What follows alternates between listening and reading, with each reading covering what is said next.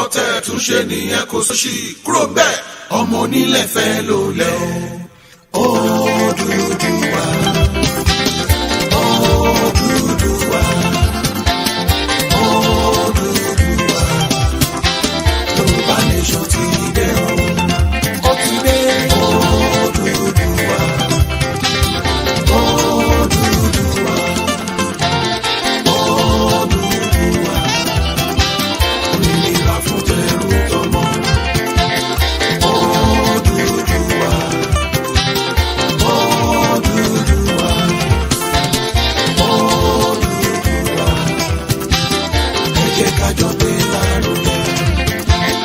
Obìnrin gbé kọ́kùnrin jẹun, onílé gbé tẹ́lálejò, ọmọdé gbé kágbàlagbà gbé, ìtura balẹ̀ dé bá wa o. Òmìnira tó ń bọ̀ lọ́nà yìí, ó máa ṣojú ẹ̀mí ìmọ̀ o. Gbogbo Yorùbá lápapọ̀, ẹ jẹ́ ká jọ gbé lárugẹ. Láti London ní Amẹ́ríkà, Canada títí dé Germany.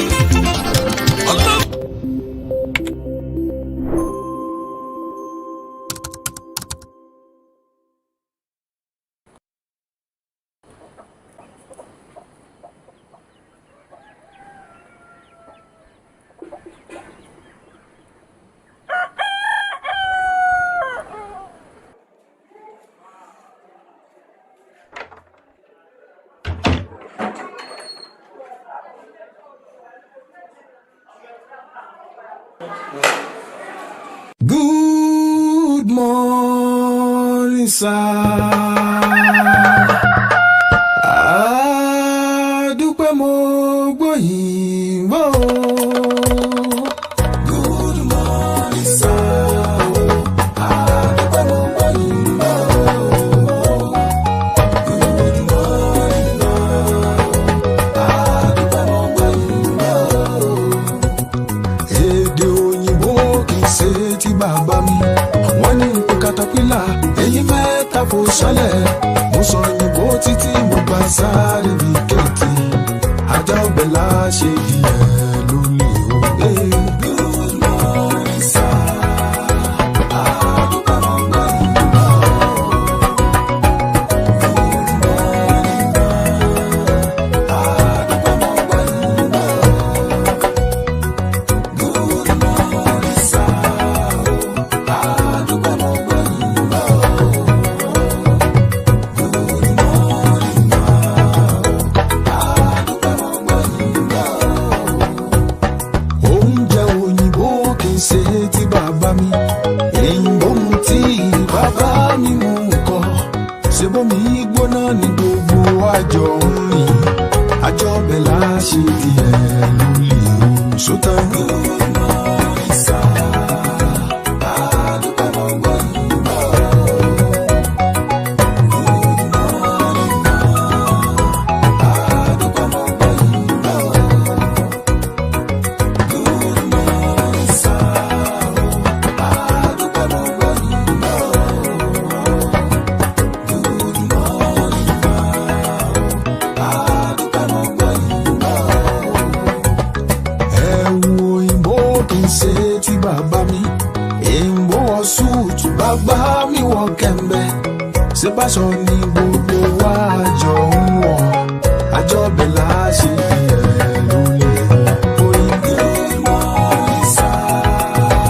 Adúpẹ́ mo gbóyìn bò. Good morning, sir. Adúpẹ́ mo gbóyìn bò. Good morning, sir. Adúpẹ́ mo gbóyìn bò. Good morning, sir.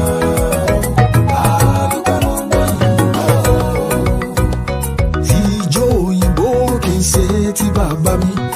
Èyìnbójó breakings máa yára ju bàtà.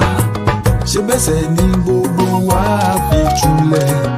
Àjọ bẹ̀ láṣẹ ìyẹn ló lè o. Good morning, sir. Adúpẹ́ mo gbóyìn bò. Good morning, sir. Adúpẹ́ mo gbóyìn bò.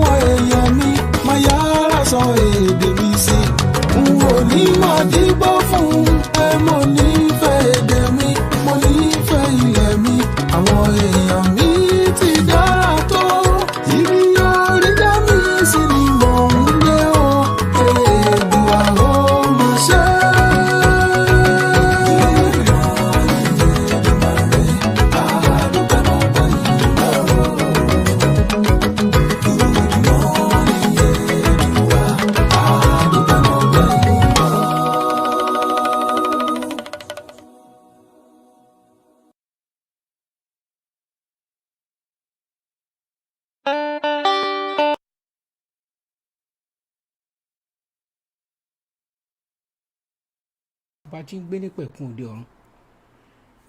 mọ́rímọ́rí tó mọ́rí ìpín abiyamọ tó wẹ̀rẹ̀ ọmọ tuntun dákedáke mo tún ti dé lónìí o. ọdúndún yín rèé ọmọ sọ̀dé tẹ̀rọ̀ ẹyẹ méjì kì í jẹ́ adìẹ. ẹ kú ọjọ́ mẹ́ta ọ̀dẹ̀ ọdún bí. èmi ọmọ yín náà ni àbúrò yín náà ni orúkọ tèmi ò yí padà. àròpọ̀ rere àyọkúrò ibi nínú ilé wa èmi á máa wí pé búburú kan kì yóò ṣubú lù wá. bẹ́ẹ̀ ni àrùn kárùn kì yóò súnmọ́ ilé ọ̀dọ̀ wa nítorí pé olódùmarè yóò fi àṣẹ fún àwọn áńgẹ́lì rẹ̀ nítorí wa. wọn ó gbé wa sókè lé ọwọ́ wọn kí àwa kí ó má bàa fẹsẹ̀ wọn gbó òkúta. àwa yóò kọjá lórí kìnìún ẹgbọ̀rọ̀ kìnìún àti ejò ńlá ni àwa yóò fẹsẹ̀ wa tẹ̀ mọ́lẹ̀ nítorí pé nítorí pé olúwa nífẹ̀ẹ́ sí wa. nítorí ẹ̀rọ ṣe gbà wá olúwa gbọ́ wa lé òkè olúwa yóò bọ́ ọlá fún wa ẹ̀mí gígùn ní olúwa yóò fi tẹ́ wa lé ọrùn àwa yóò fi ìgbàlà hàn fún orúkọ olúwa lọ́rùn àwọn ọmọ ogun. kí la mú wa lónìí? mo ń bọ̀ wọn èdè.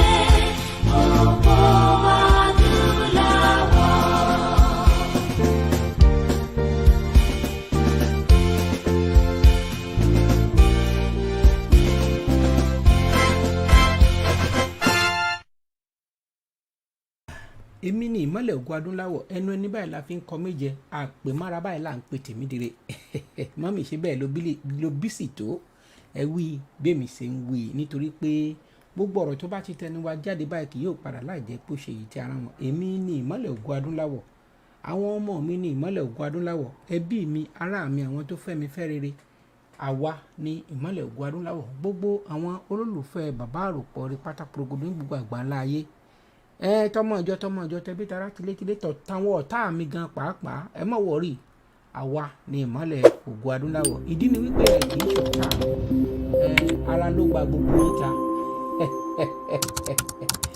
so bó ti jẹ́nu mẹ́ra pẹ̀rẹ̀kẹ́ mi múyà ní tèmi ibi tí a bá roko tì sí ibẹ̀ là ń fàbọ̀ sí. ẹ jẹ́ kí n ṣe báyìí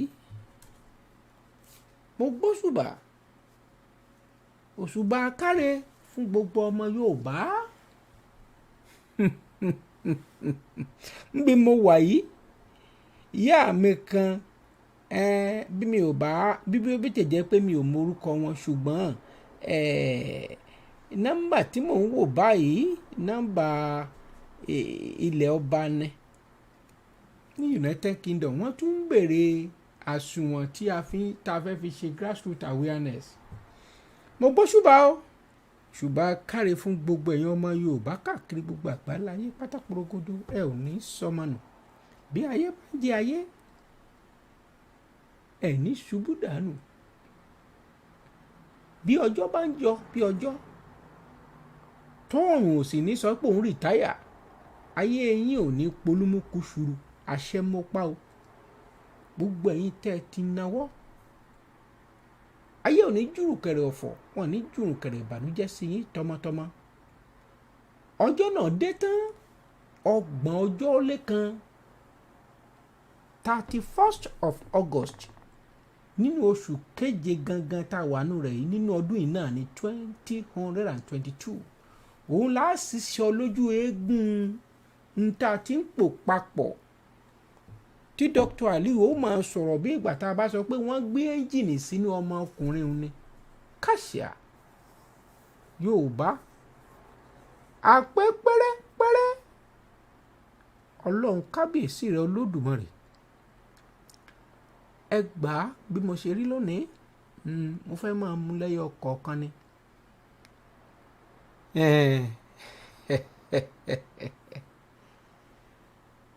A ti parí iṣẹ́ ti balẹ̀ bìbà ọmọ Yorùbá ti gbé bí wọ́n ṣe ń ṣe dé wọ́n jọ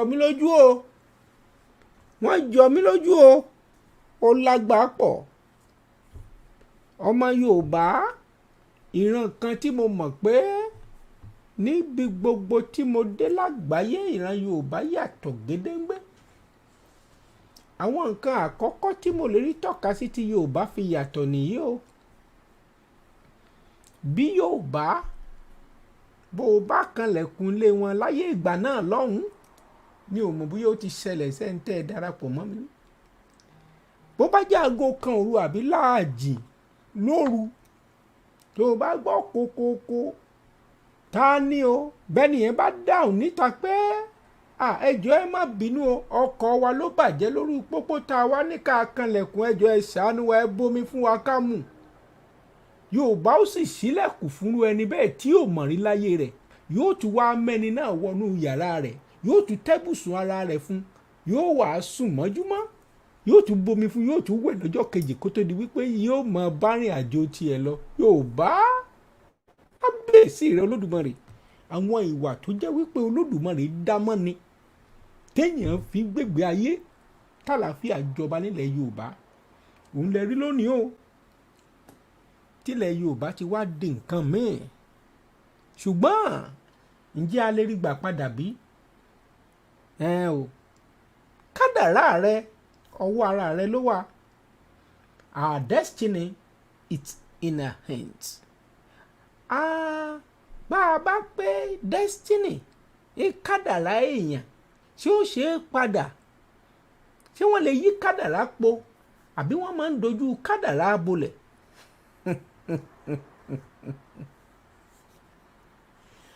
ngbèyàn bá ní wọn ò lè pa kádàrá dà ṣùgbọ́n tán fojú orí ẹni ṣòfò dànù ǹjẹ́ kádàrá ò wá ti padà bí?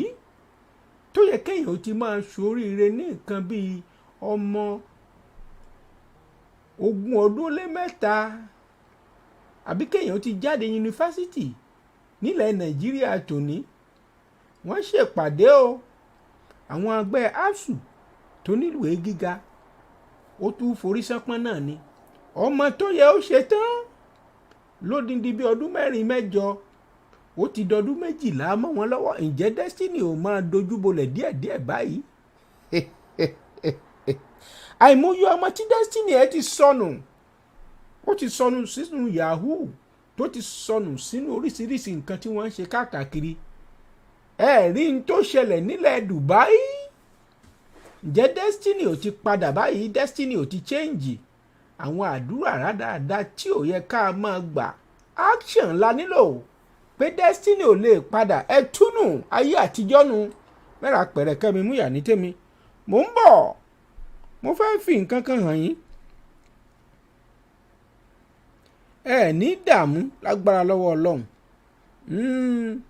ìyàwó mi dáadáa mo ti rí yín bẹ̀ ìyàwó mi sọ fún mi pé bàbá kì í mọ̀ ń ṣe August oṣù July mọ̀ ni bẹ́ẹ̀ ni oṣù July ni ẹ kú làákàyè ó dáa kéèyàn láyàyè lẹ́gbẹ̀ẹ́ rẹ̀ mẹ́ra pẹ̀rẹ̀kẹ́ mi múyà ẹ jẹ́ àṣẹ báyìí ná àwọn òwìwí máa darapọ̀ mọ́ mi lónìí gbogbo ń mo kí o ẹ jẹ́ máa káwọn tèmi kí n bẹ̀rẹ̀ látọ̀dọ̀ Oòduà ti dé ó ti dé náà nù kò sì sí ní tó lè yí ipò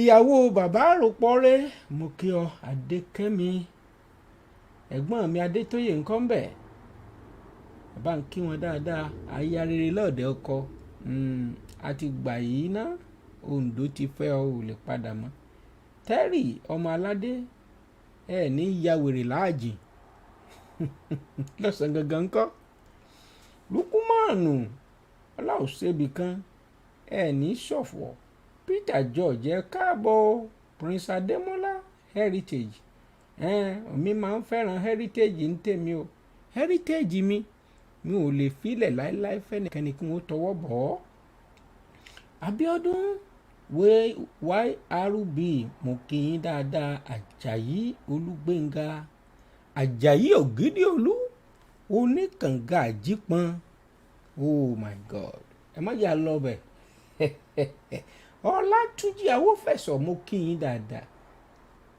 Abíọ́dún ẹ̀gbọ́n mi dáadáa bàbá àgbẹ̀lọ́ba Timothy Adéọ̀ṣun gbogbo lẹ́ńkọ́ Bídèmí Olúyọkù ikú yín ẹ má jẹ́ yọjù tá a bá dé Yorùbá yẹn sàn ẹ ó máa yọ léè tó kù ẹ má yọ ńyọkuyọ báyìí Ọlátúnjí Awófẹ̀sọ wọ́n sọ̀rọ̀ ilẹ̀kùn we are watching 2023 around and the corner we shall know the fate of Yoruba nation.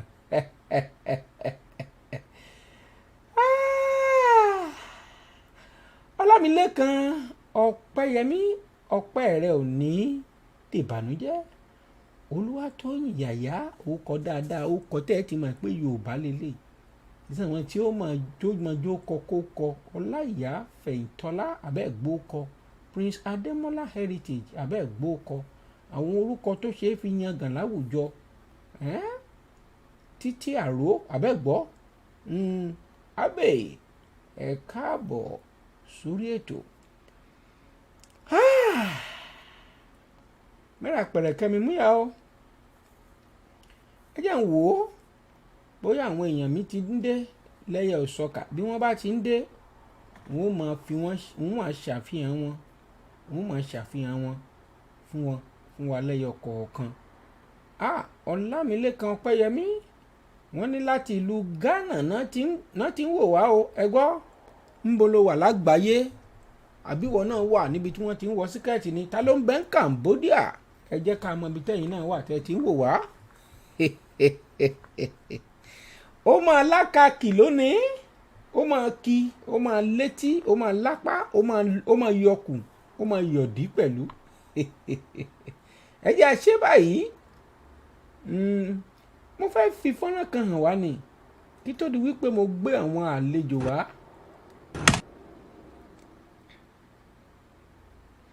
Ẹ wo fọ́nrán tẹ̀ ń wò yìí ìlú Dubai leléyìí ìlú Dubai àwọn ọmọ Nàìjíríà ti ya wèrè sí Dubai ní pàtàkì jùlọ àwọn elédè kejì ẹ ti mọ̀ wọ́n ń ṣára wọn ládàá nígbà tí bàbá ọmọborí owó tí ń gbé nílùú Dubai tó fi àwọn fọ́nrán yìí tó gbẹ̀yìn kékeré tẹ̀ ń wò yìí tó fi àwọn fọ́nrán náà tó fi ránṣẹ́ sí mi ò lè jẹun sùn lénìí kápá ó já lára lápá kẹsẹ̀ ó ti gé dànù a ò lè bá àwọn ará bíi tò àtàdáràn o àtàjòkúta má mú mi o a ò lè bá wọn tò.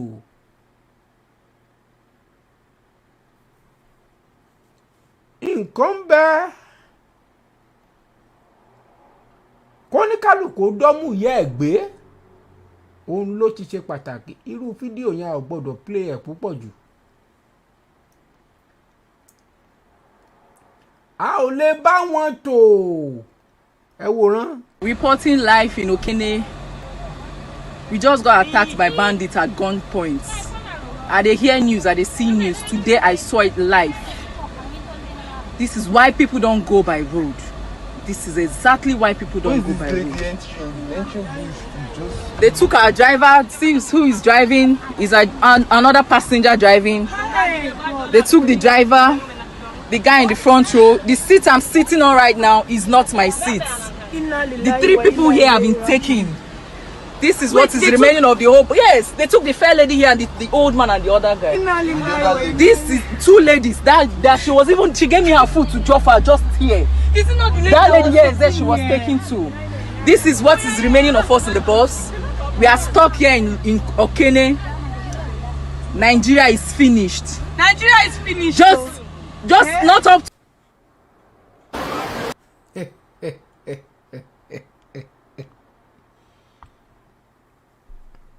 bí n bá ń wí nígbà gbogbo pé ká ṣe báyìí together we are stronger. Oníkálùkù ni ó jẹ breakfast wọ́n ti fẹ́ máa jẹ brunch báyìí nítorí pé àwọn atiláwí yìí wọ́n ti wá ya wèrè gédégbé wọ́n ti yàyàkuyà. Your destiny, my destiny, our destiny is on our hands. Bó bá wù ọ́ kó olóò ti wà nílùú òyìnbó ti wà nílùú ọba ìgbésí ayé rẹ̀ ń bẹ lọ́wọ́ rẹ̀. Ṣé ẹ ti gbọ́ pé kí ni? Bó bá ìdọdún tó ń bọ̀ bí gbogbo àgbáyé bá lè bọ́ nínú nǹkan tí ń bọ̀ yìí a jẹ́ pé orí ọ̀fẹ́ ló kù. Nǹkan kan ń bọ̀ wá ṣẹlẹ̀ tí ó lágbára tágbára èèyàn ò ní ká. Ó ṣeéṣe kó já sógun àgbáyé níbo ló fojú sí ọ̀rọ̀ rẹ̀ wà á dàbí ti Ukraine. Your destiny is in your hand.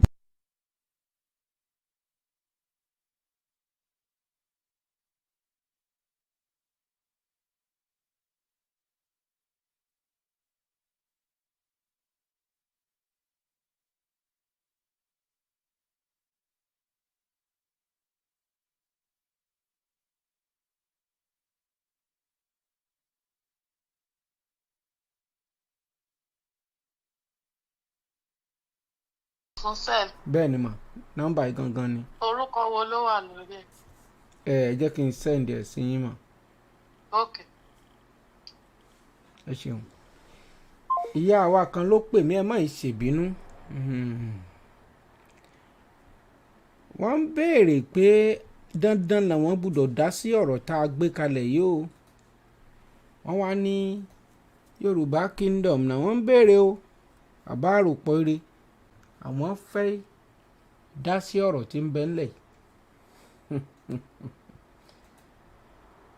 ẹ sí ọ̀ ó dáa tó bá rí bẹ́ẹ̀ ẹ jẹ́ à lọ síbi tá a ti ń bọ̀.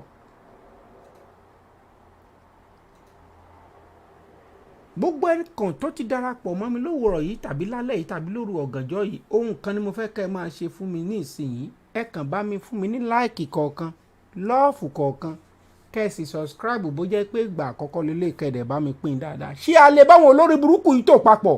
Èèwọ̀ òrìṣà ẹ wòran ẹ gbà kẹtù jẹ́ wò. 2022.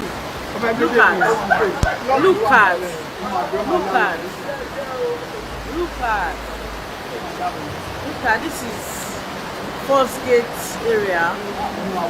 Olootu. Yeah, what you want? See over. Oh,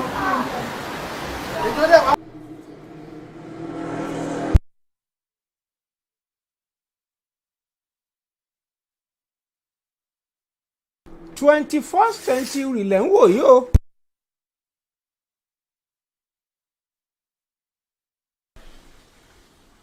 Lọ́dún 2022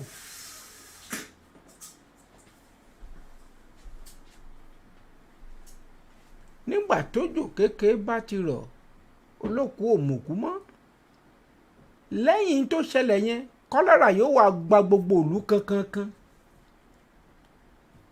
Alero was turbaned as the chief of the. Ẹ tún wò ó mo fẹ́ kẹ́ ẹ gbádùn fọ́nrán tí mo fẹ́ fi jáde yìí dáadáa n ò ní copyright sí o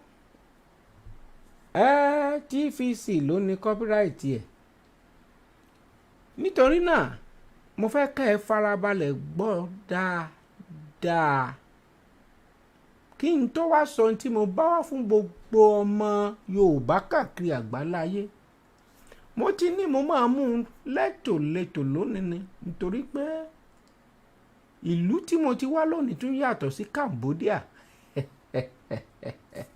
Gbogbo ẹ̀yin tẹ́ ẹ ti dá sí ètò grassroots awareness ìrùnkẹ̀rẹ̀ yín rèé o, ẹ ní ṣọ̀fọ̀ ọmọ lágbára lọ́wọ́ Olódùmarè, ayé ò ní gbé yín gbè bí iṣu, ẹ ní faragbàrẹ̀wẹ̀, ẹ ní dààmú, àṣẹ ni bó o bá rà mí ṣe o bọ́. Ẹ gbà ẹ jẹ́ ká bùjẹ díẹ̀ kì í ṣègbẹ́. Of Yandotondaji Emirate in Zamfara State. The turbaning ceremony was done by the Emir of Yandotondaji, Aliu Marafa, at his palace at a time when the country is being ravaged by insecurity. And Zamfara State is one of the most terrorized states in the country at the moment and is regarded as the hotbed of banditry, a situation which propelled the state governor, Bello Matawali, to declare that his people are themselves.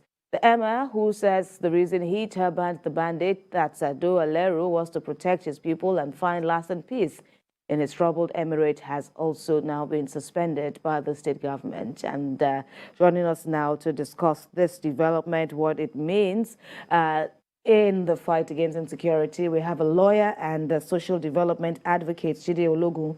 Welcome to TVC Breakfast. It's good to see you again. Thank you very much. This is a very stunning development.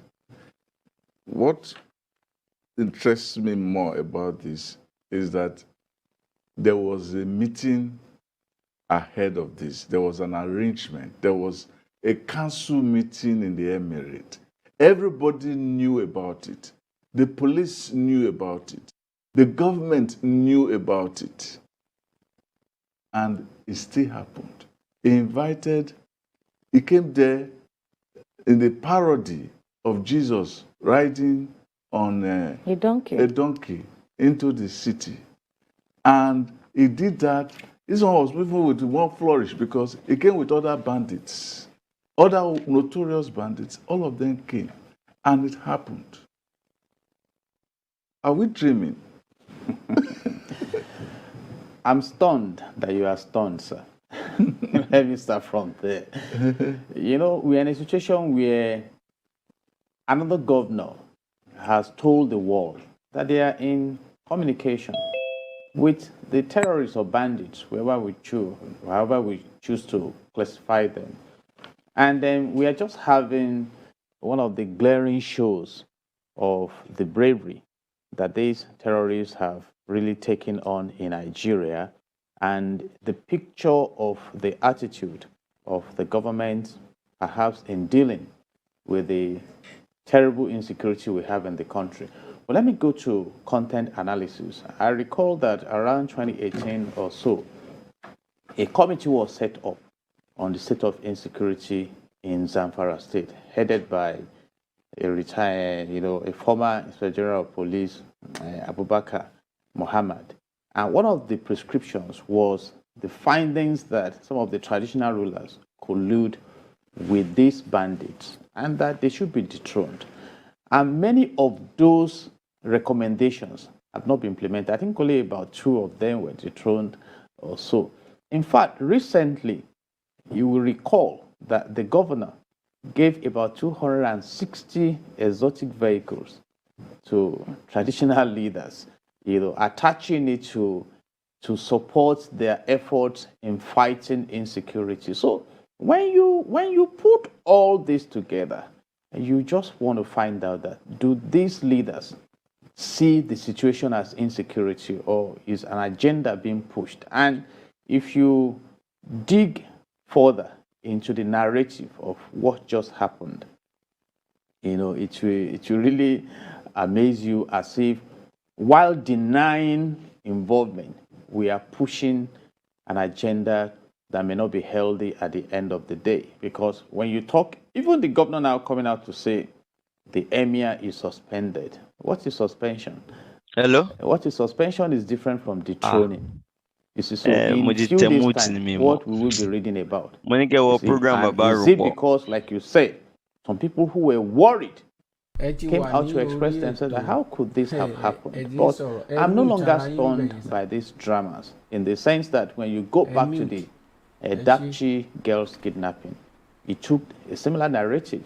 You had intelligence report, military people were withdrawn, they came, kidnapped them. Even when they were bringing some of them, it was with fanfare. You go back to the recent attack on the Kuje Correctional Facility, the same narratives. We had a forerunning intelligence report, the military withdrawn, they came in, attacked, some escaped. And also, we are in a very precarious state as a nation. And the big question some are still asking is that, are you sure?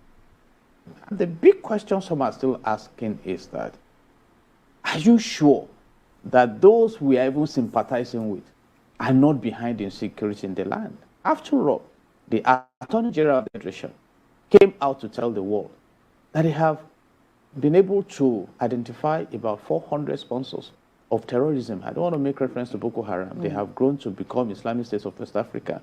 And where are the sponsors? You see, so these are, and it's so disturbing. Military men are killed. We have a very recent report now that is civilian joint task force got ambushed and attacked in Borno State by this same, terrorists who operate with motorbikes and sophisticated weapons put together. The rationale of the MR was that, and like we noted, it wasn't like this bandit leader had to fight or woo anyone for this title, this chieftaincy title that he was given.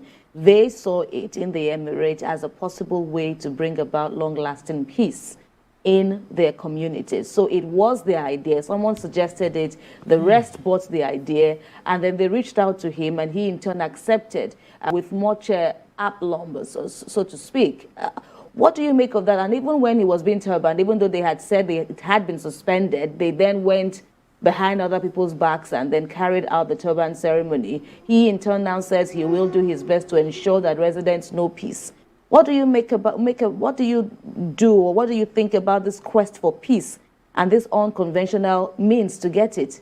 If I were to be in a classroom answering an examination question, I would have taken my first option to be that they are friends in crime. So you must push the interest of your friend. Then my second position may be that maybe he is part of a huge agenda, all right? Because if indeed we are disturbed by the level of insecurity, how do you solve the problem of darkness with darkness? We have insecurity in the land, and you are now enthroning a crucial arrowhead of insecurity. Then where are we pushing the nation? It's like telling us now that somebody has gone away with about 80 billion naira of Nigerians' money, and you are saying, okay, just live where you are. Come and become the governor of Central Bank. You see, so I cannot put all this together. And that's why I have pointed our attention to sponsors of Boko Haram. But I've read a lot of reports. Some of them may be in the National Assembly, some of them may be traditional rulers. In fact, I recall the President and Commander-in-Chief of the Armed Forces, Muhammadu Buhari, saying when he was in Borno State, blaming some of the traditional rulers. And if traditional rulers are supporting crime against the state, I don't know where we had what is going on? We have traditional rulers killed by these bandits. We've had them killed by these religious leaders killed by these bandits.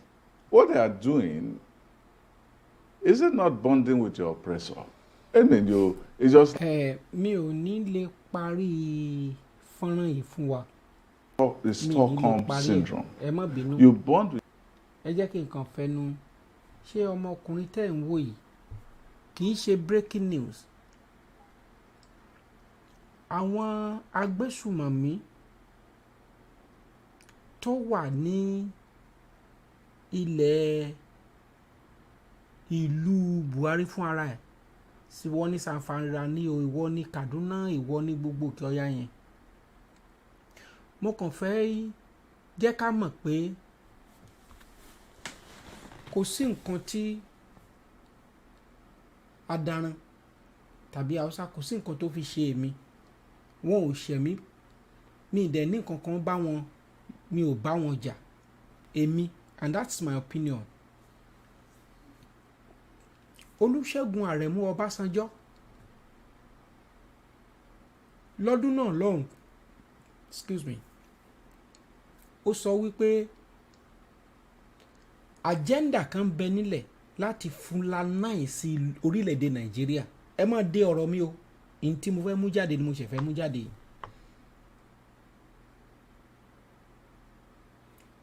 Ó ní agenda náà ní West Africa wọ́n á wá fẹ́ lójú, á wá di Islamize, á dàbí ìgbà tí àwọn Taliban tí wọ́n fi òfin Sharia tí wọ́n fi ń rúùlì àwọn ibì kan.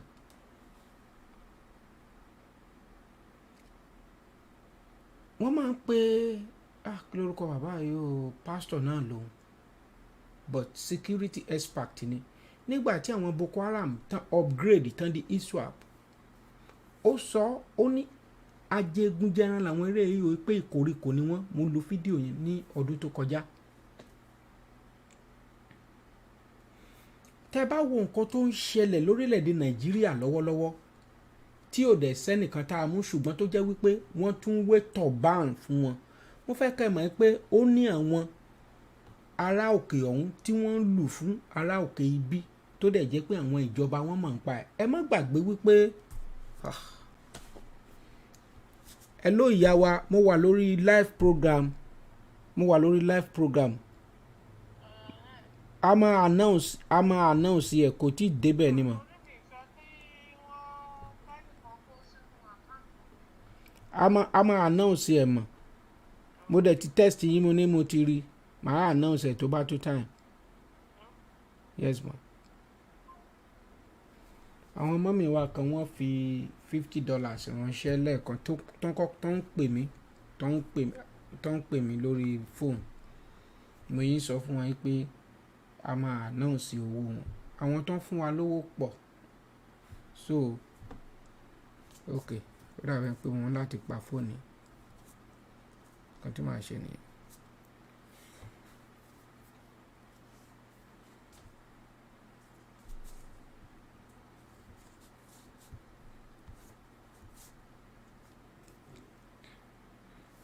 So gẹ́gẹ́ bí mo ṣe ń sọ bọ̀, tó bá tó time màá ṣí ojú òpó yẹn. Gẹ́gẹ́ bí mo ṣe ń bọ̀rọ̀ yìí bọ̀, mo rí wípé gbogbo bí a ṣe ń sọ, ṣùgbọ́n nínú ìwòye tèmi ó jọ bí ẹni wípé àwa kan ò tí ì mọ̀ pé kádàrá wa ní ìlú Nàìjíríà kò sí lọ́wọ́ bàbá Akíntóyè, kò sí lọ́wọ́ Ìgbòho, kò sí lọ́wọ́ Onítìrì, kò sí lọ́wọ́ Àròpọ̀ Ire, kò sí lọ́wọ́ ọmọọba, kò sí lọ́wọ́ Adéníran, kò sí lọ́wọ́ ẹnikẹ́ni. Kádàrá wa ọwọ́ ara wa ló wà. And kádàrá tàdé wa ń sọ nípa àwọn tó kàn gbọ̀ngbọ̀n jù, ẹ̀yin ọ̀dọ́ ni.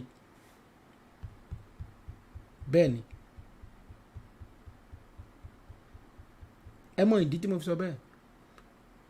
Bàbá Akíntóyè 80 something years, 87 going to 88.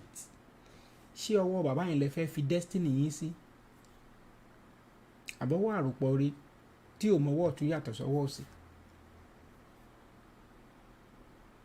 Mọ́mì, tẹ́ ẹ̀ bá ṣí àìtó mi ò bínú, ṣùgbọ́n mo kàn fẹ́ kẹ́ ẹ jẹ́ kí nǹkan tí mo fẹ́ sọ fún yín kẹ́ ẹ lọ bá mi sọ fẹ́ lòmíì. Bàbá, ẹ má ro ti ẹnu mi tí mo fẹ́ fi sọ̀rọ̀ lónìí. Ẹ má wò mí, ẹ kàn kà mí sí ẹnìkan jákujàku kan, ṣùgbọ́n mẹ́sẹ̀jì mi yẹn ẹ bá mi páìlì ẹ̀ kẹ́ tọ́jú ẹ̀ dáadáa.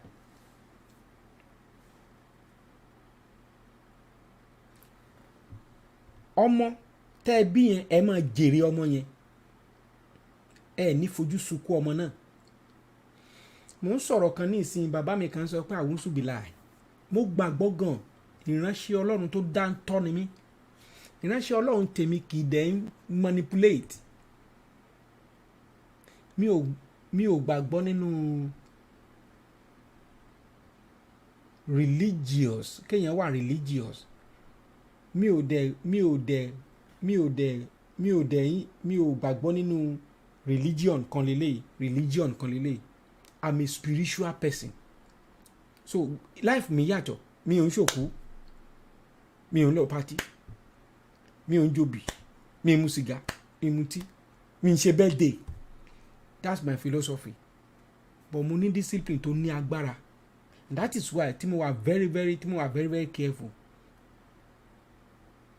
mo dẹ̀ fẹ́ nǹkan tẹ́yìn tí mò ń sọ yìí ẹ má ti religion ẹ má ti àdúrà bọ nǹkan tí mò ń sọ mo ti gbàdúrà kí n tó bẹ̀rẹ̀ ẹ má ti tẹ́ bá ti jí láàárọ̀ ẹ ti bọ́lọ̀ ń sọ̀rọ̀ ok destiny ẹ wo ibi ló wà nǹkan tó máa dà láyé tó o bá ti pursue ẹ ayé yẹn á bàjẹ́ ni ipe destiny can never be change yẹn it's a lie it change a lot ọmọ tó yẹ kó bẹ̀rẹ̀ ilé ìwé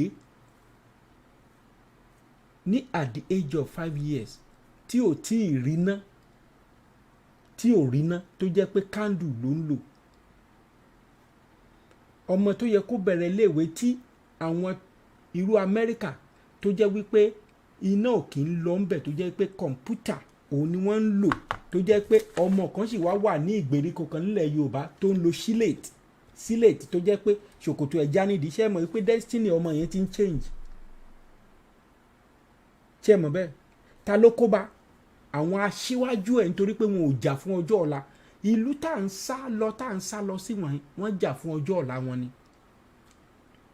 Mr. Abe fi fọ́nrán kan ránṣẹ́ sí mi nísìn ní Imo State tó ṣẹlẹ̀ lánàá wọ́n fi òkú wọ́n fi wheelbarrow wọ́n fi ń kó òkú kò ṣeé ṣó lórí kíní ni wọ́n máa flag wa òkú náà fi ń kó wheelbarrow níbi tí àwọn adaràn ètò ló ń pa ènìyàn.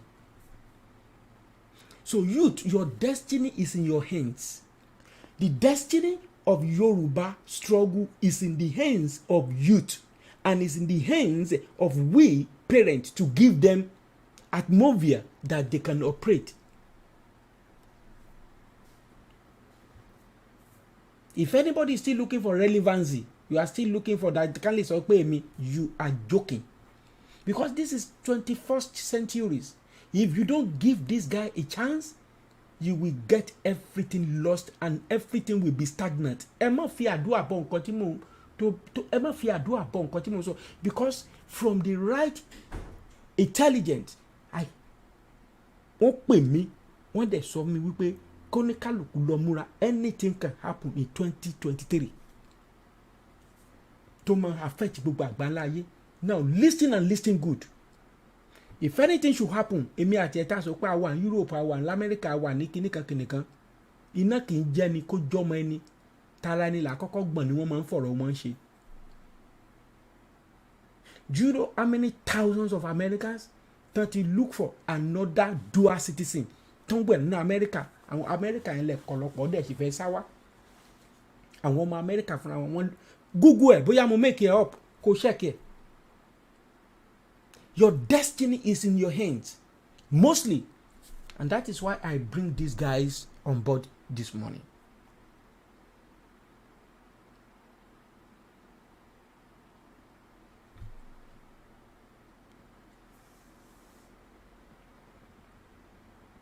I like irọ́ gan o. Ẹni tó bá ti ń sọ̀tọ̀ akórira ẹ̀.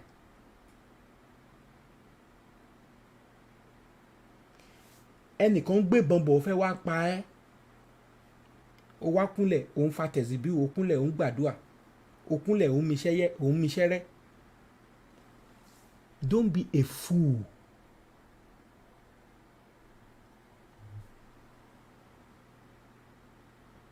Ẹ má ṣe mí gbọ́. Prayer is good when you have this. You know what? There is this guy. Ọlọ́run rán lọ kó lọ jagun ó dẹ̀ ń bọ̀ wọ́n ti kó aya kó ọmọ kó everything wọ́n ti kó lọ. But God is supremacy right? Somebody, his name is Jesus Christ of Nazareth. Nígbà tó ń bọ̀, ó wà níbẹ̀ nígbà tá ń dá èmi àti ẹ according to theology wọ́n yẹ kọ́ wa nìyẹn. Nítorí pé tí tẹ́nìkan ṣoṣo bá ń sọ pé ẹ wá kì í ṣara ẹnìkan ló ń bá sọ̀rọ̀, that is Trinity. That is what the theology teaches us. And nígbà tó ń dá ènìyàn ní àwòrán wa, ká dá ènìyàn ní àwòrán wa, kò sọ pé láwòrán mi. Am I communicating? Now, ó wá ní kó ràn wá sínú ayé nítorí pé a lé olùfisùn sí ayé, ègbésì ni fún ayé àti ohun tí ń bẹnu rẹ̀. Ṣùgbọ́n Kristi fi ẹ̀jẹ̀ pé màá dẹ̀ lọ ra ayé padà. Nígbà tí ẹni yẹn ń bọ̀ tó jẹ́ òun gangan Ọlọ́run fún ara ẹ̀, nígbà tó délé ayé ó prepare ó lo kìíní. Lẹ́yìn tó gbàdúrà kò kásẹ̀ lẹ́sẹ̀ kó káwọ́ lọ́wọ́ ó lọ ṣe kìíní kan, ó mú àwọn disciples, ó mú wọn lẹ́yọ kọ̀ọ̀kan, kò dá operate o.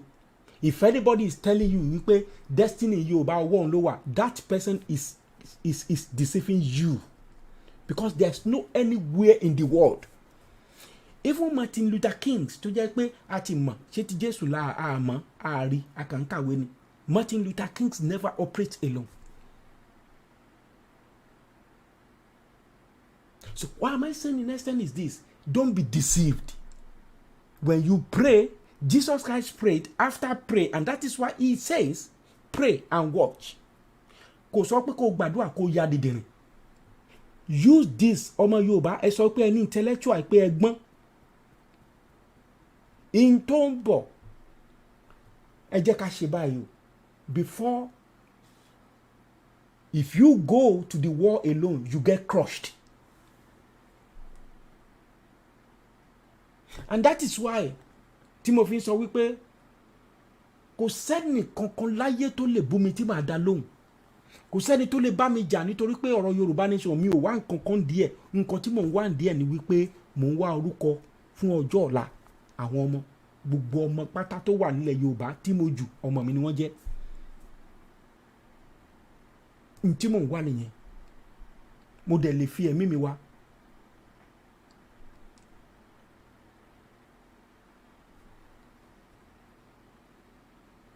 Lálẹ́ ní ìsìn àgbo ni mo mú sùn. Mo dẹ̀ wá okay.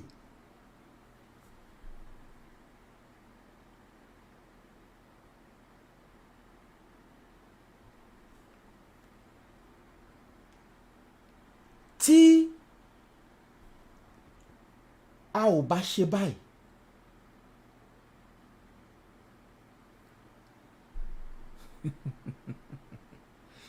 tó bá possible kí àwọn tó ń ṣe ibi kan ṣe báyìí kán máa win kán dẹ̀ máa jẹ lọ. Àwọn politician tó mọ̀ wípé nǹkan fẹ́ bàjẹ́, nǹkan tí ń bàjẹ́, wọ́n ti ta NNPC,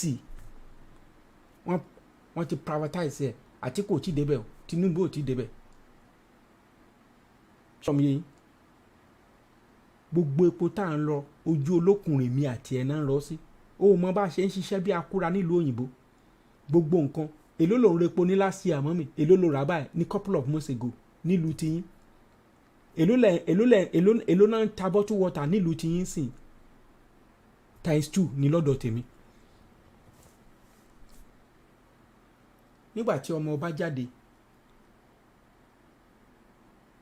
ẹ wá gbọ́ àṣírí bàbá Àròpọ̀nrẹ́ àti bàbá Aliu, àṣírí wọn ti tú o. Àwọn ìyá dáadáa, àwọn bàbá dáadáa, wọ́n ti bẹ̀ sí pé kí ló ṣẹlẹ̀, ìyá kan gan ti lọ yàgbẹ́ lẹ́ẹ̀mẹ́ta.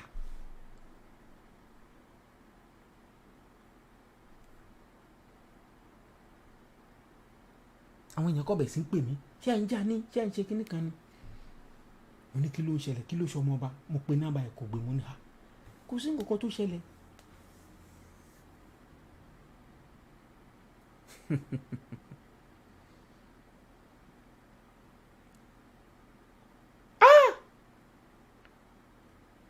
Ẹ ti mọ̀ pé àwọn èèyàn kan wà tán dúró tọkàntọkàn láti jà fún ìlú wọn.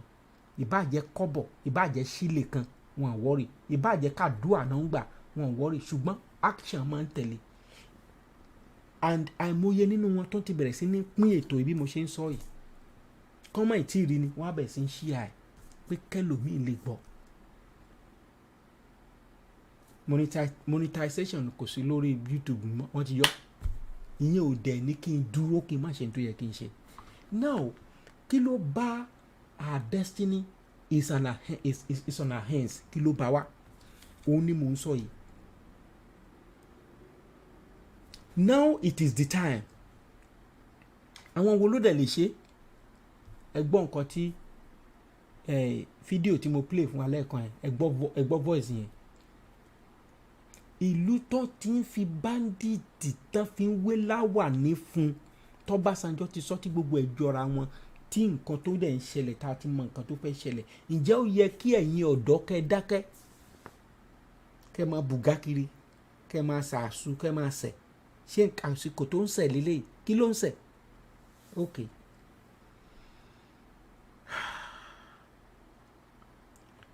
Mo kí ẹ̀yin ọ̀dọ́ òwìwí, ẹ káàbọ̀, ẹ káwọn aráalé.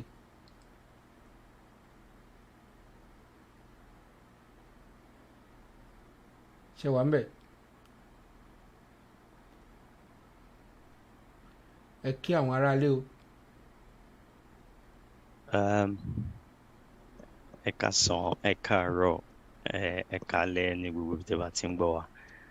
Orúkọ tèmi ni Habe aka Upskill. Ṣé ń gbóhùn mi ṣá? Bẹ́ẹ̀ni. Okay. Thank you very much, Bàbá Aropo. Ẹ ṣé gan-an tẹ́ tún gbé wá sí orí ètò lénìí. Well, like your topic said, your destiny is in your own hand.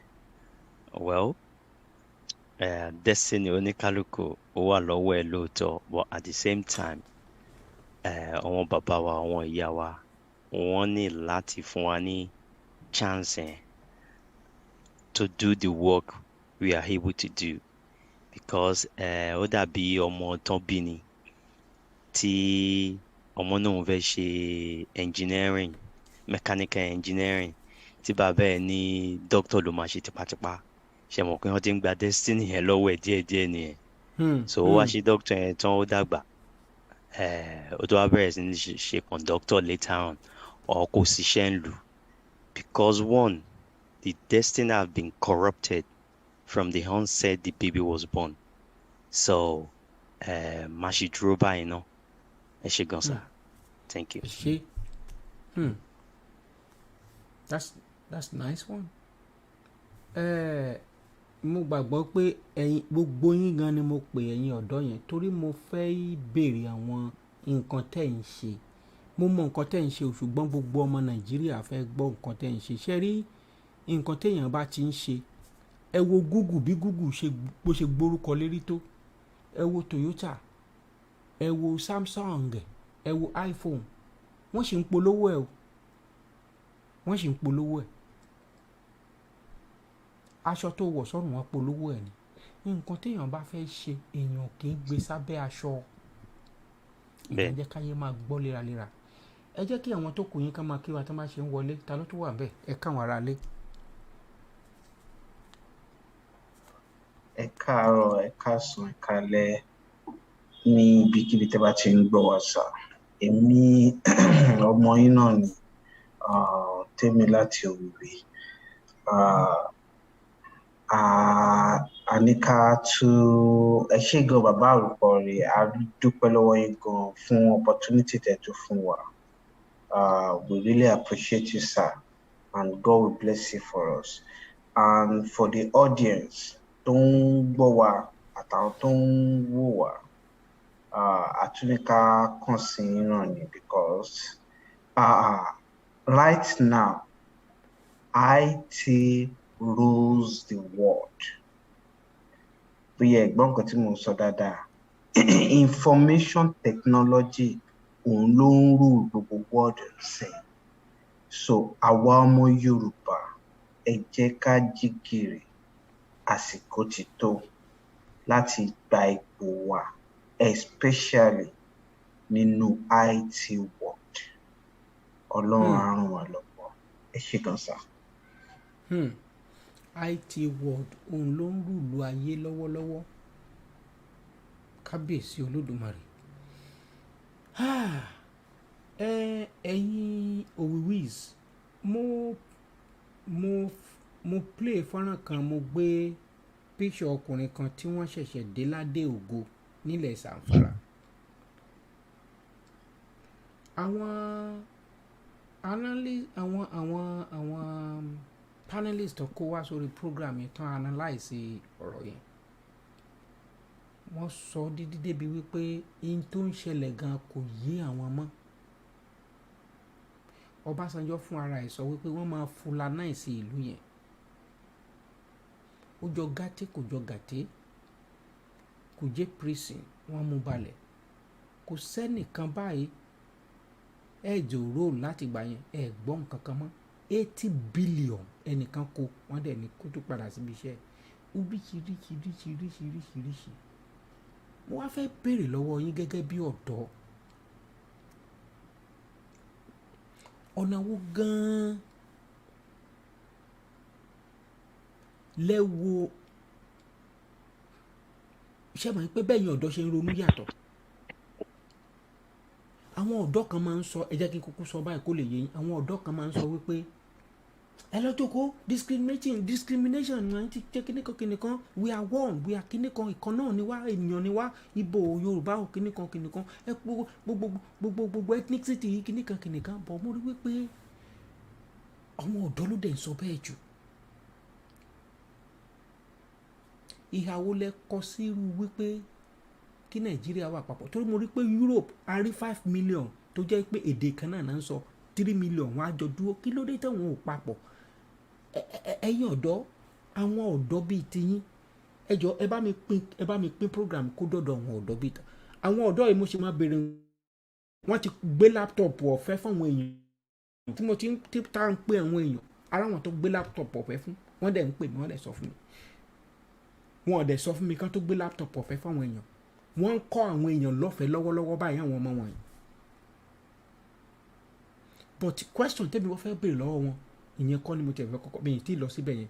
Òun ni question yẹn ni pé kí ló ìhàwó lẹ kọ sí wípé kí Yorùbá dúró papọ̀ pẹ̀lú Nàìjíríà kájọ máa ṣe, because mo kàn fẹ́ dúró lọ́tọ̀ lónìí, mi ò fẹ́ sọ pé torí pé mo jó Yorùbá, but mo kàn wo situation tí ìlú yín wà Nàìjíríà, torí passport Nàìjíríà lẹ ṣe kó dání, bí ìlú yẹn ṣe wà yẹn, ṣé kò tí ì lè ṣàtúnṣe tí obedient bá wá, ṣé ẹ rò wípé kò lè ṣàtúnṣe ní Nàìjíríà ni?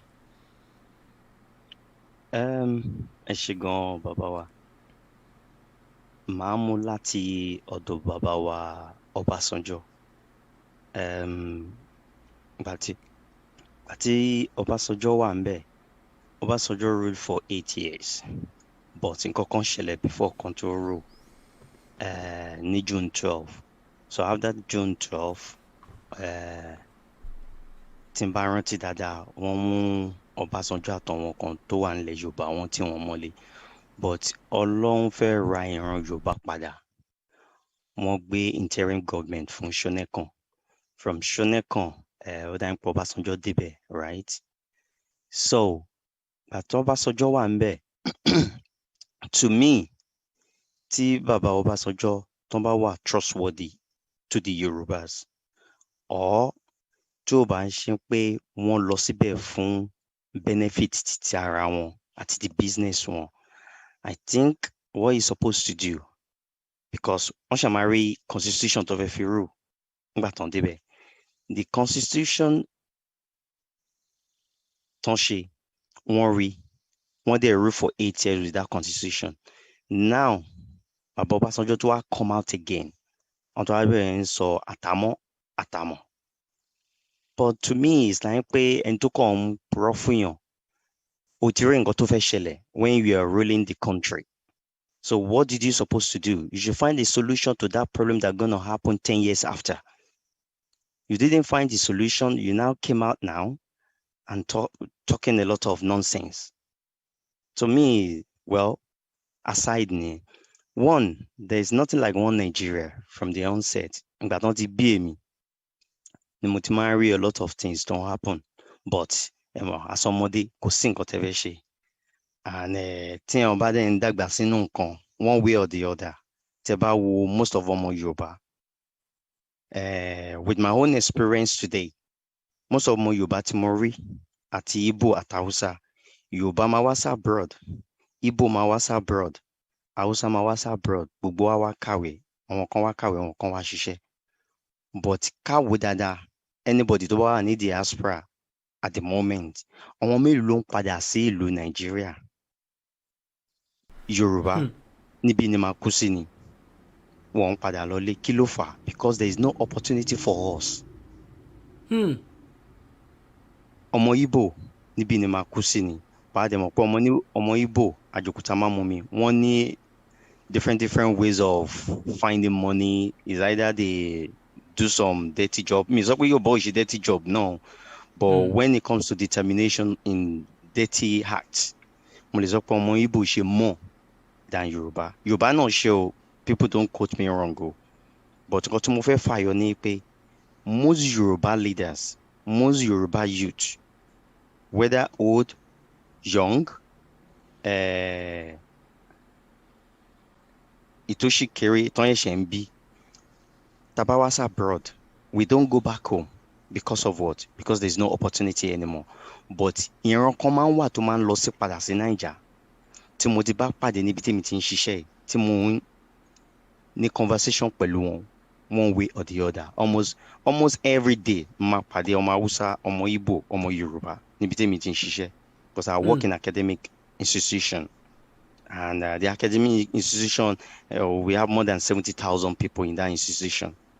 Wow. And most of our Hausa tí mo ti pàdé wọn ever dúró lù yìí. Even some people you even tell me, okay, ẹ wo pito tó ń tà tó máa ń mú yẹn tán wọn Hausa máa ń tà yẹn. Nínú ọmọ Hausa kan sọ fún mi pé pito yìí bàbá ń wà náà tán export ẹ̀ ń pé seed yẹn àwọn lọ́wọ́ ń gbé Kánò bóyá Kaduna ń pé they are exporting it to Germany, and this seed make a lot of money. Máa ń bèèrè lọ́wọ́ ẹ̀ pé tí wọ́n bá ṣe tán ní ibi ó wá ṣe postgraduate ẹ̀ ibo ṣé o máa dúró lóye o máa wáṣẹ́. Ó ní I don't know what you people are doing in this country, because Nigeria is better than here. There's a lot of opportunity. Mo bá fà ń pé there's no opportunity back home. Okay, wá ní kóun sọ fún mi pé kí n wo port bóyá wá yẹn. Iṣẹ́ kan dúró dùn lọ́wọ́ yìí bóun ṣe wá yẹn. Ọmọ Yorùbá kan dẹ̀ wà ńlẹ̀ tó ń fẹsẹ̀ gbálẹ̀ kiri tí wọ́n lè fún iṣẹ́ yẹn. So the destiny is our hand, but at the same time, the leaders of Yoruba, they have to let us do the job, whether they like it or not. They will have their own impact. We have our own impact. Ẹ̀yin bàbá wa náà lè máa ń sọ kankan, igi gan ò lè dágbó ṣe. Tí igi gan ò bá lè dágbó ṣe, ṣé ẹnìkan lè dá ṣe ni? Ẹ wo bàbá Awólọ́wọ̀ ǹgbà tán wà ń bẹ̀. Bàbá Awólọ́wọ̀ sent a lot of people to abroad, to Brazil, tí bàbá Akíntóyè gan confirm ẹ̀. Nígbà tán ṣe First Republic. Kí ló lọ ṣe? They went there to learn some new technology, new knowledge, new things. They now come back home. Àwọn nǹkan tó fi develop settlement wa, agricultural settlement wa ní gbogbo 6 Yoruba or 7 Yoruba states ní. So now what our leaders are doing, they didn't give us the chance to even do anything. Even though some people are coming out to present a lot of things for them, but they refuse. I understand. So to me, ẹ̀yin bàbá yìí náà la máa bá sọ̀rọ̀, and ẹ̀yin tẹ́ ń listen sí wa, ẹ jọ̀ọ́ ẹ máa bá wọn tó kù náà sọ̀rọ̀, kàn fún àwọn youth yìí ní time, and don't blame to youth ń pé youth ń ṣe yahoo, youth ń ṣe báyìí. Tèmi gan bá rí yahoo máa ṣe, because tí ẹni sùúrù, okay, youth tó kàwé ó lò 6 years ní primary school, 6 years in secondary school, ó lọ university nílùú Nigeria. Gbà tó débẹ̀ ó yẹ kó ṣe 3 years course, he end up doing 9 years, 5 years, 6 years course. So tẹ́ bá wo age yẹn láti gbà tó ti bẹ̀rẹ̀ tí tó fi jáde àti máa ẹlòmíì máa ti wọ 30. So ẹni tó ti wọ 30 years old, ìjọ ló fẹ́ bẹ̀rẹ̀ ń pòun fẹ́ máa bímọ, ìjọ ló máa bẹ̀rẹ̀ ń pòun fẹ́ ríṣẹ́, ìlú tí ó tẹ̀ tó wá síṣẹ́, àtúwá ẹ̀ṣẹ̀ jáde tán àìṣe máa hustle kó tó hustle ó ti ń wọ 45 ó ti ń wọ 50 ìgbà wo ló fẹ́ bẹ̀rẹ̀ ilé ayé youth age ẹ̀ ó ti fi struggle but at the same time the youth are there to be blamed as well because àwọn ìlú kan wà tí government ò bá help tí àwọn leaders ò bá help you supposed to be unite they supposed to come together and support themselves to make things work. But the youth náà because of the omi tá ti mú ilẹ̀ Nàìjíríà ó ń cause many problems àwọn youth náà ó ti corrupt mind wọn okay orúbí ọmọ Fẹlá he will come online and support one Nigeria but at the same time I'm a bú Yorùbá nation but ṣe bí kò tí ì kàn ní ọ́ ní màkànmákan lóye ń kànyàn tó bá tó stage kan àwọn tó ṣe ń ṣe one Nigeria lẹ́yìn tó bá kàn wọ́n jọ kan you will see they will come out ẹ má yẹ kí n gbà yín lásìkò jù ọ̀rọ̀ pọ̀ nù but gbogbo ìṣe sọ tán lẹ́yìn ẹ ṣe gan sir kí n lè fún wọn ẹlẹgbẹ́ mi tó kù náà lọ́rọ̀ sọ thank you sir. now kẹtó dánu dó sir youth tí ó lọ ṣe yahoo yẹn ṣe bóróko ń bẹ̀ tí ò lọ ṣoko kí ló dé tí ò lọ ṣoko. okay another thing again when it comes to farming kò sí youth tí ó lè ṣoko but ẹ bá wo modern day farmers nowadays, especially in abroad, and some people back home, they call something mechanized farming. Ẹ lè kó àdá ọkọ́ fún youth gbé kó woko lọ kó máa lọ ṣánko. Iṣẹ́ yẹn ò easy, kò ń ṣiṣẹ́ tó easy. Èmi tí mò ń bá yín sọ̀rọ̀ èmo ló kó fúnra mi. I understand, but we can't put people there gbé kó máa fowó roko 100 hectares of land. Kò sí bẹ́ẹ̀ ṣe fẹ́ ṣe. Because nígbà tí mi wà ní kékeré mo máa ń fowó roko náà ni. Mo ní bí one plot tí mo rán ro lẹ́gbẹ̀lé wa but mélòó nìyẹn máa bọ́ ìlú mélòó ló máa fi bọ́ rẹ̀ ló máa fi bọ́ family but if the leaders or the government can support the youth in mechanized farming ẹ̀rọ pyramid rice rádaràdà tó náà ṣe irú tó ń ṣe lógùn state ìgbà tí bàbá oníbùbá yìí wà ń bẹ̀ Amosun tó lọ kó pyramid kìíní jọ wọ́n fún ó ní there is a budget for the farmers kí ló ṣe wọ́n ra ọkọ́ àtàdá ọkọ̀ fún farmer wọ́n ra wọn tractor kan wọ́n ti mọ́lé wọ́n kó ọkọ́ àtàdá fún farmer gbé kó máa lọ roko mélòó ni farmer fẹ́ fi ọkọ́ àtàdá ro kò make sense. wọ́n á ti ta gbogbo tractor yẹn jẹun báyìí. wọ́n máa ta tractor yẹn wọ́n á fi jẹun wọ́n máa blame wọn farmer pé we support them wọ́n máa ṣó ẹ̀ lórí tv ń pọ́ support wọn wọ́n á kó ọkọ́ àtàdá fún wọn wọ́n á dúró sẹ́gbẹ̀ẹ́ tractor wọ́n á ya fọ́tò wọn because it's scam. okay ẹ̀ blame wọn youth ń pọ́n ṣe yahoo gbogbo ìtàn wọn elders wọn ṣe tó jẹ́ politician they are doing fraud as well they are fraudsters they are 419 I understand so the corrupt mind from the elders to the down to the youth ni but tí elders bá ṣe wọ́n fọwọ́ ra wọn lórí but tí àwọn ọmọdé bá ṣe wọ́n mú wọn tí wọ́n mẹ́wọ̀n wọ́n ṣe wọ́n ṣàkàṣàkà so don't blame the youth àwọn àgbàgbà la máa kọ́kọ́ blame ká tó blame youth but the youth. What I'm saying is that we need to come together. We need to make things work for ourselves. Even though the agbagba doesn't help us. Ẹ̀wọ̀n kan tó wíwí ń ṣe nísìn. Kò sí agbagba tó help wa. But I will still give kudos to Baba Aropo return kó wa jọ. Màá ní ẹ̀ ń ṣiṣẹ́ tí níbi tí Ọlọ́run rán yín. But tẹ́ bá wà wá youth one way or the other we are supporting ourselves to make things work. Àwọn kan wà tó ń gbé tí ó ń ṣàánú wa.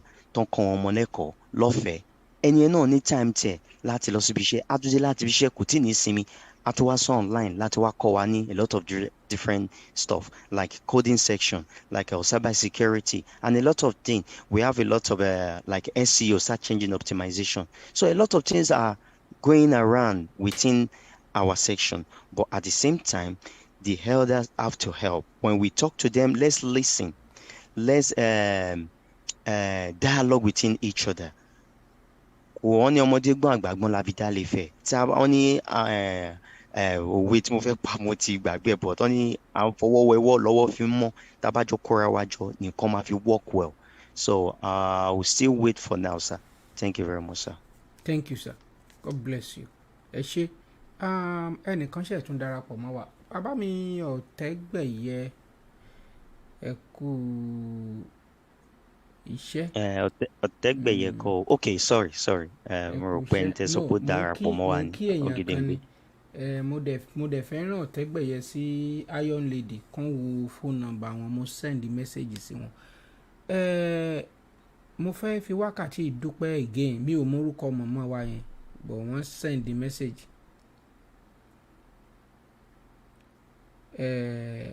Mi ò wá mọ bóyá kí n pè wọ́n torí mi ì mọ question tán ń béèrè lọ́wọ́ mi mọ́ báyìí mi ì mọ question tán ń béèrè bóyá ẹ má bínú ẹ̀yin yẹn jẹ́ kí n pè wọ́n because mi ò mọ question tí ìyá yẹn ń béèrè lọ́wọ́ mi mọ́.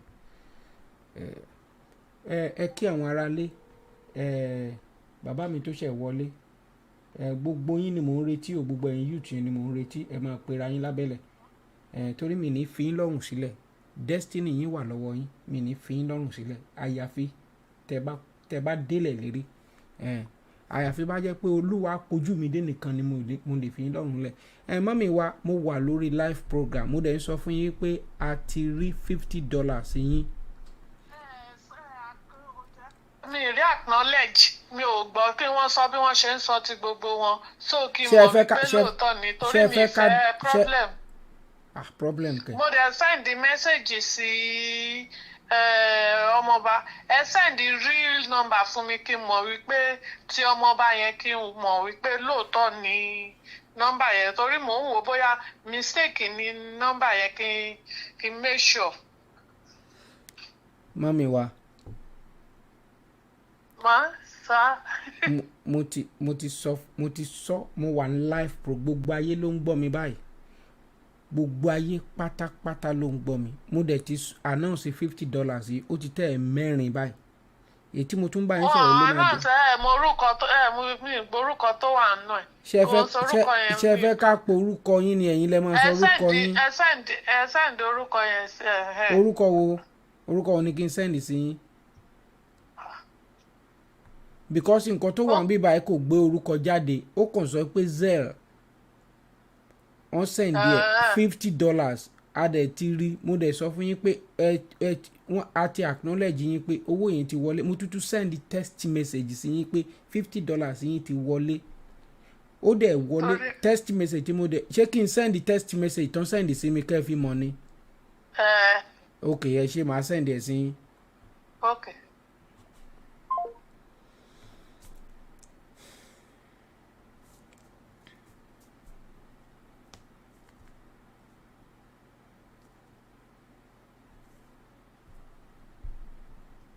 ṣẹ́rí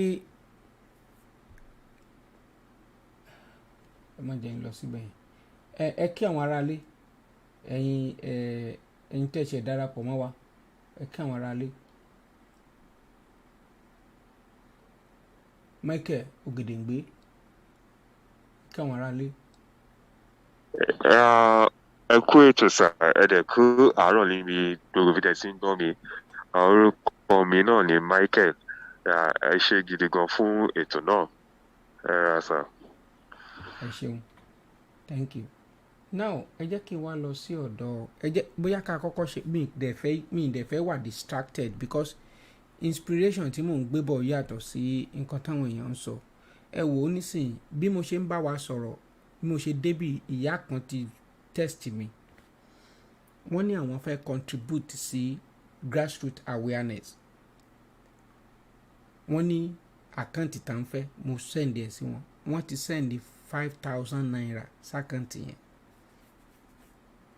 torí wọ́n mọ̀ pé a máa sọ mo ti sọ fún wa pé kò tí ì tó táyì tí máa sọ̀rọ̀ owó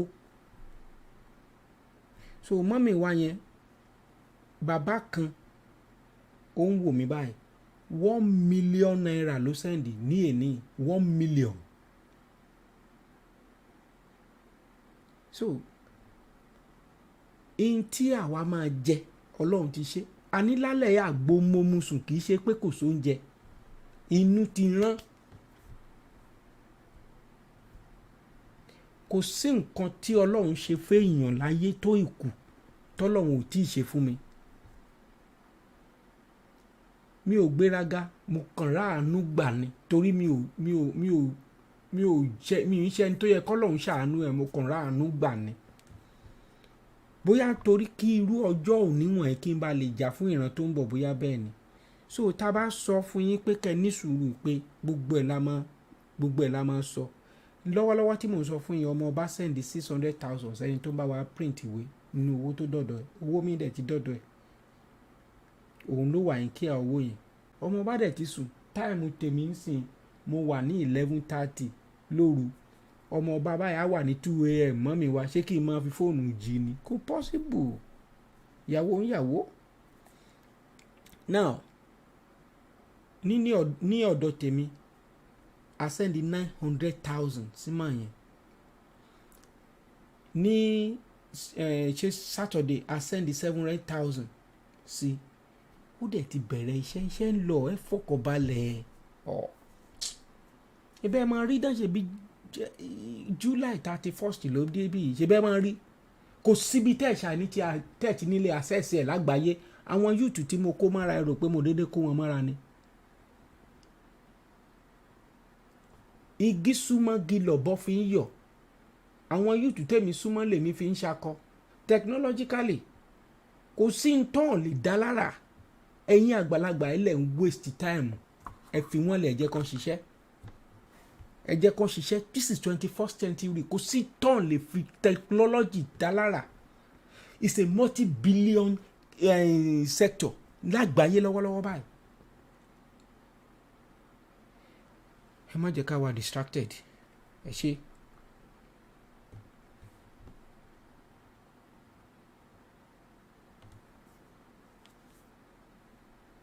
ọlọ́run yóò ràn wá lọ́wọ́ kò dẹ̀ sẹ́ni tó máa sẹ́ǹdì kìíní sí ọpọ́n ìwà àbí lórí Yorùbá Kingdom TV wọ́n á sẹ́ǹdì rìsíìtì sí ímeèlì ẹ kò sí bó o dẹ̀ sẹ́ǹdì zẹ́ẹ̀ náà á láti ìwọ fún ara ẹ̀ so bó ti jẹ́ nìyẹn ṣe mo dúpẹ́ iná ò ní tán wọ́ gbogbo wa lágbára lọ́wọ́ Olódùmarè ìbànújẹ́ ayé kò ní kángun sí gbogbo wa now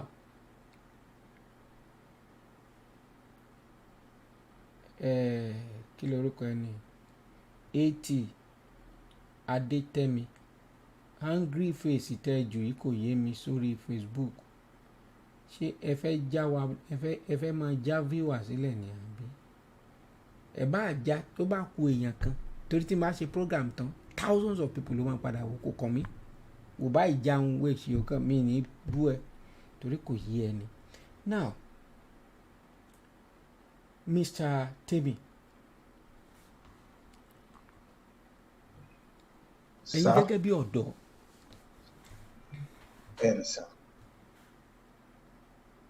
láti ìgbà tí ẹ ti ń darapọ̀ mọ́ mi tá a ti kó yín jọ ọmọlógún mo kí ẹ ò bá ẹ wo ṣe mo rí ẹ o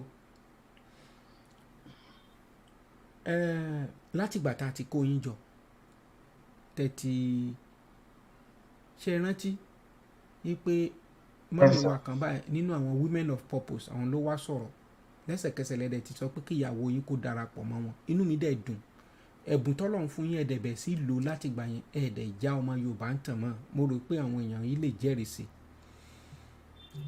ǹjẹ́ ẹ lè sọ nǹkan méjì mẹ́ta láti gbà tẹ́ ti darapọ̀ mọ́ àwọn ọ̀dọ́ tá a kó jọ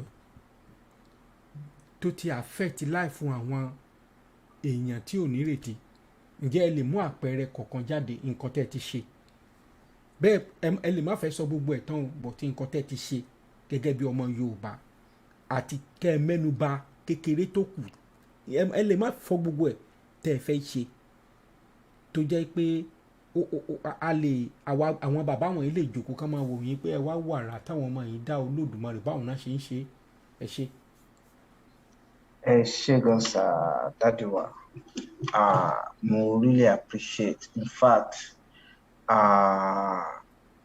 mi kàn mọ bí mo ṣe fẹ́ mi fẹ́ fi gbogbo ẹnu sọ jùjùjùjù níbẹ̀ tí èmi gẹ́gẹ́ bẹ́ẹ̀ nìkan mo lè sọ wípé láti ìgbà tèmi ti darapọ̀ mọ́ àwọn ẹgbẹ́ yìí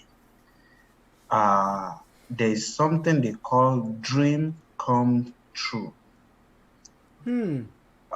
Ṣẹ́rí nígbà tí mo parí tí mo wà certified ní earlier this year, so many organizations ló approach me from different countries but each time tí n bá sùn tí n bá jí èmi ò ń lọ church mi ò ń ṣe àfá mi ò ń ṣe muslim mi ò ń ṣe kankan o but máa ń pray sọ́lọ́run máa ń gbàdúrà sọ́lọ́run so máa ń lára pé màá rí pé mo rí pé mo wà ní within the group of people like 5, 6, 7 group ta jọ ń discuss nípa Haiti náà pé how come ti iṣẹ́ nǹkan báyìí mo wá rí pé but àwọn tí mo dẹ̀ ń bá ṣiṣẹ́ temporarily they were Indians ni wọ́n but mi wà fulfill òun ló jẹ́ kí n really sọ wípé dream comes true ẹ mọ̀ tẹ́ ẹ̀ bá ní dream comes true I have never ever regretted in fact I give glory to God every blessed day pé mo wo program ní ọjọ́ yẹn gọgọgọgọgọgọgọ because naturally tí n bá ti kàwé tán báyẹn mi ò ń dúró wo program máa lọ sùn níbẹ̀ tọ́jọ́ ẹ̀mí mi kan mọ́ nǹkan tó ṣe mí tí mo ṣe ń wá I have never regretted because gbogbo nǹkan tí mo rí lójú tí mo ti lálàá rí mi ò believe nínú àlá but tó bá ti ń ṣe màá rántí pé mo lálàá rí nǹkan bye. Torí ẹ̀ mo yìí sọ pé dream comes true. Now I believe strongly that everything is not all about money. It's all about fulfillment. What I am doing right now with my colleagues, I am being fulfilled. Inú mi dẹ̀ máa ń dùn by the time tá impact knowledge to our colleague wa, the way they feel, and I was kind of happy that I'm opportune and to use the knowledge that God gave me. When I told my coach, I call him coach, he is my lecturer, my senior colleague, ní school bí tí mo ti parí, ní EC Council. He's an Indian and very well recognized in India. So when I told him that I would like to use since you are working for Indian government, you are protecting them, why can't I do the same for Yoruba Nation? He asked me, who is Yoruba Nation? I said, it's a country. Then I told him that it's a country that is coming out from Nigeria. Oh, Nigeria. Yes. That I would like to use it for that. Only, but you don't need money. I said, I don't know, but I know when the right time comes, money will come. And I said, oh, that's a good thing that he gave me his blessing and he told me whenever I need him or I need his help, I should let him know that he is always there to help. I said, thank you. So when I joined, then me, if I join me, if I share anything, I just don't know. All I want is, I was thinking working for Nigeria then, but just later, I joined. We realize the main purpose why God brought me to this field, that is for a purpose, and this should be an encouragement for people. Whether you are making money anywhere you are, it doesn't mean you are fulfilled. Fulfillment comes from enjoying what you are doing.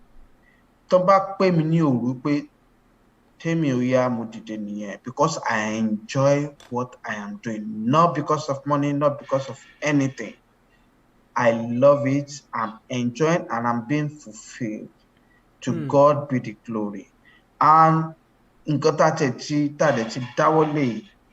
the grace of God Almighty, Amashela Shiori. Kidani dream wa. We want to be the best.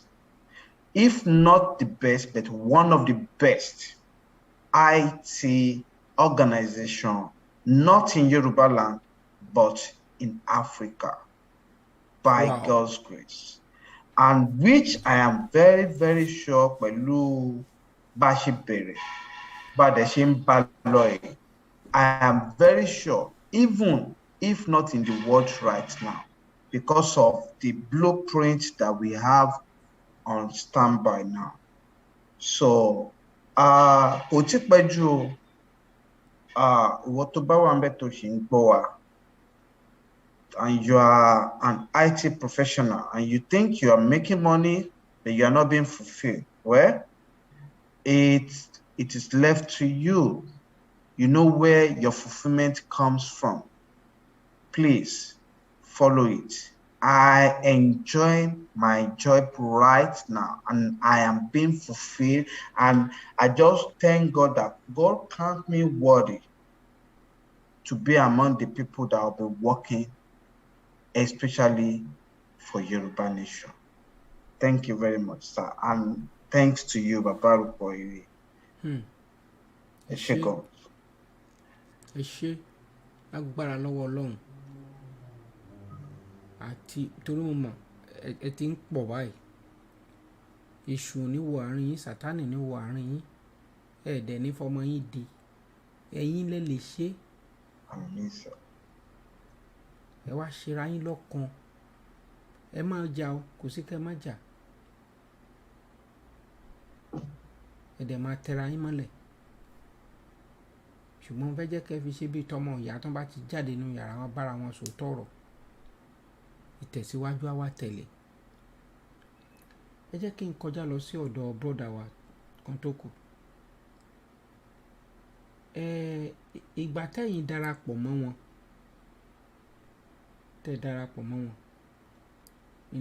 ẹni tí mò ń bá sọ̀rọ̀ báyìí Mr. Michael Ògèdèngbé agbógungbòrò abìkankan lójú ogun, àwọn ni mò ń bá sọ̀rọ̀. Nígbà tẹ́ ẹ darapọ̀ mọ́ wọn, ó tó gbà wo tẹ́ ẹ darapọ̀ mọ́ wọn báyìí. Ẹ ṣé gan-an olóòtú wa. Kò tí ì pẹ́ náà tí n tó darapọ̀ mọ́ ẹgbẹ́ náà, let's say by bí oṣù márùn-ún sí àbí oṣù márùn-ún ni mo darapọ̀ mọ́ ẹgbẹ́ náà. Láti ìgbà tí mo ti darapọ̀ mọ́ ẹgbẹ́ náà, mo regret rárá pé mo darapọ̀ mọ́, because inú mi ń dùn gidi ni, because mo ń gain more experience, mo ń gain ìmọ̀ sí nínú ẹgbẹ́. Anytime tá bá ti ṣe ẹgbẹ́, tá bá ti ṣe meeting, tá bá ti ní nǹkan kan ṣe, or tá bá ní assignment tó fún wa ní okay, ìwọ lọ ṣe kíní wa, ìwọ lọ ṣe kíní wa, I'm gaining something new. So inú mi rẹ̀ dùn gidi gan. Bí ẹgbẹ́ náà ṣe ń lọ, nǹkan tó máa jẹ́ ògo, tó máa jẹ́ nínú àwọn nǹkan tó yẹ kó lágbára nínú ògo Áfíríkà ni. Kì í ṣe nínú Yorùbá nìkan báyìí, ẹ ti tún mú fíṣàn yín, ó ṣe nínú Yorùbá nìkan, ẹ ti tún fẹ́ fíṣàn yín. Bẹ́ẹ̀ni. Kábíyèsí Olódùmarè.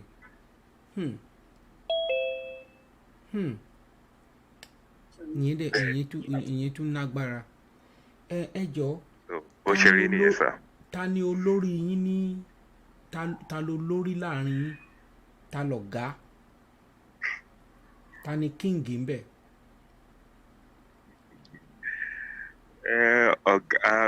A máa sọ pé gbogbo wa lọ̀gá, because a múra wa bí everybody múra wa bí ọmọ tìyá ni. A dẹ̀ ṣì ní ẹni tó ń darí wa, àná ẹni tó ń darí wa tẹ́ pé ó máa fún wa ní instruction pé ìkọ́ báyìí ló yẹ kẹ́ ṣe, ìkọ́ báyìí ló yẹ kẹ́ ṣe, ìkọ́ báyìí ló yẹ kẹ́ ṣe, ìkọ́ báyìí ló yẹ kẹ́ ṣe, báyìí la máa ṣe ṣe. Gbogbo àwọn náà máa ìdí àpapọ̀ ni o, because pé ìjùmọ̀ ṣe kinní kan ló ń jẹ́ tí kinní kan ṣe tó ń jẹ́ kó dáa. Gbogbo àwọn máa ìdí àwa, okay, báyìí ní ká ṣe ṣe, báyìí ní ká ṣe ṣe, báyìí ní ká ṣe ṣe. A dẹ̀ dúpẹ́ lẹ́ni tó ń darí group náà tó jẹ́ Mr. Abe, ó ń gbìyànjú gidi gan. Ọlọ́run á dẹ̀ máa fún ọ ní agbára láti máa ṣe ju bá ṣe rò lọ.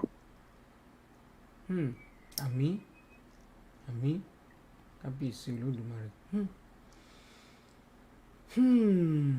Ẹ̀yin èèyàn, ẹ jọ̀ọ́, mo wá fẹ́ béèrè question kan lọ́wọ́ yín.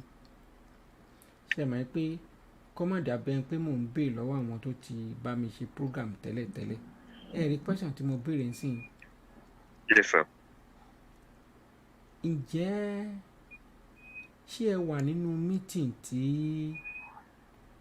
ẹ ṣe ní ọ̀sán àná àbírọ̀lẹ́ àná, mi ìmọ̀ àgbà tó jẹ́ lọ́dọ̀ yín, ṣé ẹ wà nínú meeting yẹn tí mo fi pẹ́ wá?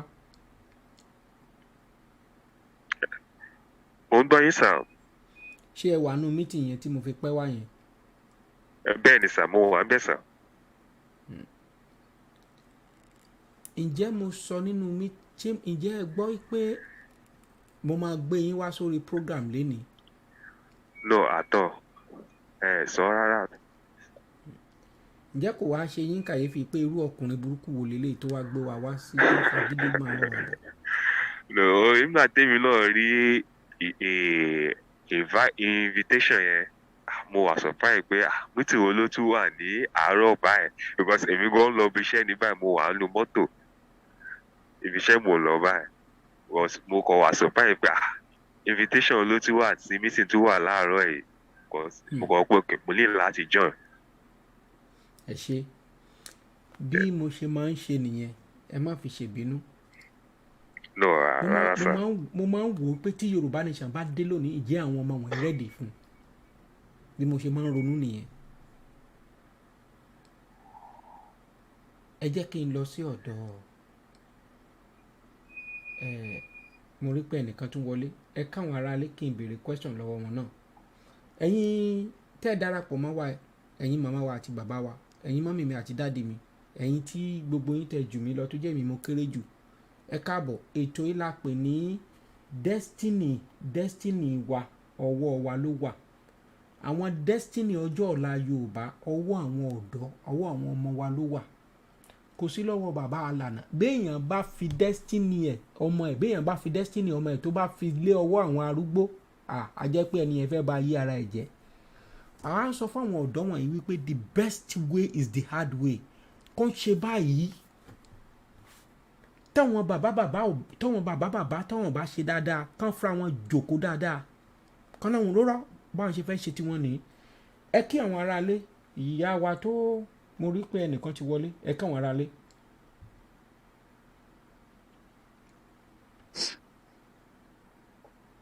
ẹ káàárọ̀ gbogbo lé mo lérò pé ẹ káàárọ̀ ẹ káàsán ẹ kálẹ́ orúkọ tèmi ni Adékẹ́mi Adétóyè. Okay. mo dúpẹ́ pé mo ní àǹfààní láti join yín láàárọ̀ yìí even though ọ̀gá mi ti pè mí tẹ́lẹ̀ bọ́ mo sọ fún pé ẹ ṣàrà jẹ́ kí n jókòó sí backyard tí mo máa ń jókòó sí ìpín máa ṣọ́ yín kí n dẹ̀ máa fàdúrà ràn yín lọ́wọ́ àdúrà wa dẹ̀ gbà. ẹ ṣe ìyá mi ǹjẹ́ ẹ wà ní meeting tí mo pẹ́ late comer tí mo jẹ́ late comer tí ẹ ṣe nìkan bíi alẹ́ àná lọ́dọ̀ yín àbí nǹkan ṣé wà ń bẹ̀. mo wà mẹ́sà. mo rí pé àwọn tẹ́ ẹ pè nínú meeting yẹn nítorí pé ẹjọ́ obìnrin ni mo ṣe béèrè wọn ò wá inú yín ò dùn ṣùgbọ́n lẹ́yìn ọ̀rẹ́yìn ẹ máa gbọ́ question mi yìí o lẹ́yìn ọ̀rẹ́yìn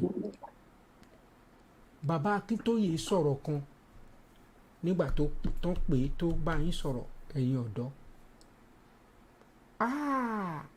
ẹ̀yin la ṣe kíni kan ẹ̀yin la ṣe kíni kan ǹjẹ́ ẹ lè sọ nǹkan tí bàbá Akíntóyè sọ káwọn èèyàn gbọ́. bàbá sọ pé kò sí nǹkan táwọn lè ṣe lẹ́yìn àwọn youth pé youth ni ògo adúláwọ̀ gbogbo wàhálà tá eré táwọn sá kiri wọn kì í ṣe torí ìtara wọn bọ̀ torí àwọn youth torí ọjọ́ ọ̀la àwọn youth wa ó lè dá náà ni and gbogbo iṣẹ́ àwọn náà ló máa ṣe so it's nothing tí wọ́n láwọn ò tètè rí ìwé tán fi pè wọ́n ni pé àwọn ò bá join wa ṣùgbọ́n ká má bínú pé but anything tá a bá ń ṣe o pé àwọn lọ́wọ́ àwọn lẹ́sẹ̀ àwọn ní gbogbo ara làwọn fi wọ́n bẹ́ẹ̀. ẹ ṣe kí ni achievement mélòó lẹ́rù wípé ẹ̀yin youth tẹ́tẹ́ lè sọ pé achievement báyìí lẹ ti achieve ẹ̀yin gẹ́gẹ́ bí obìnrin. achievement wa lóhùn ká ó pọ̀ bí rẹ́rẹ̀.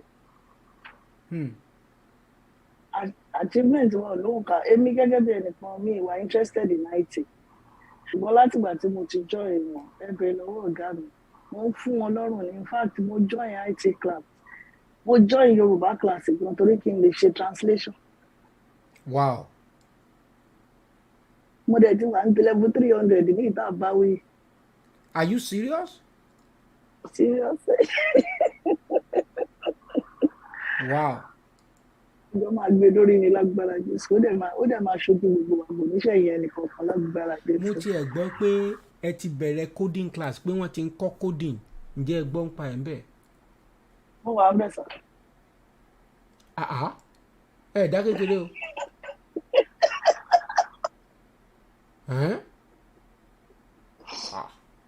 Yẹn tún lè o. Ẹ gbọ́ Ìjẹ̀bú ni mí tí mo Abbey. wá fẹ́ Oǹdó, ọpọlọ mi wá papọ̀.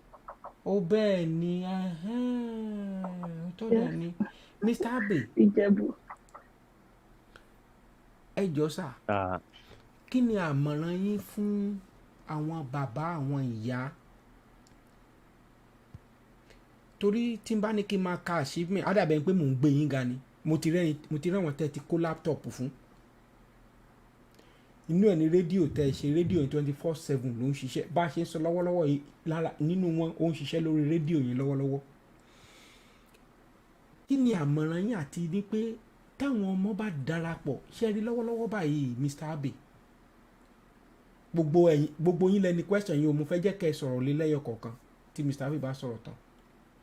Lọ́wọ́lọ́wọ́ báyìí ibi tẹ́ ẹ ti lè ní manpower because ẹ nílò manpower, but ibi tẹ́ ẹ ti lè ní manpower kò sí iná, kò sómi, kò sí hospital, kò sọ́nà, kò sóúnjẹ, kò sí ààbò, kò sí nǹkan kan. Manpower tẹ́ ẹ nílò, wọ́n nílò àwọn nǹkan kéékèèké kan, amúnísì kéékèèké kan. Ǹjẹ́ kí ni àmọ̀ràn yín fún àwọn aráalé, àwọn ìyá, àwọn ọmọ tó wà nílé tó jẹ́ pé bíbí Nàìjíríà náà ń ṣe tán ti fẹ́ sọ̀rọ̀ àwọn ìdàkudà?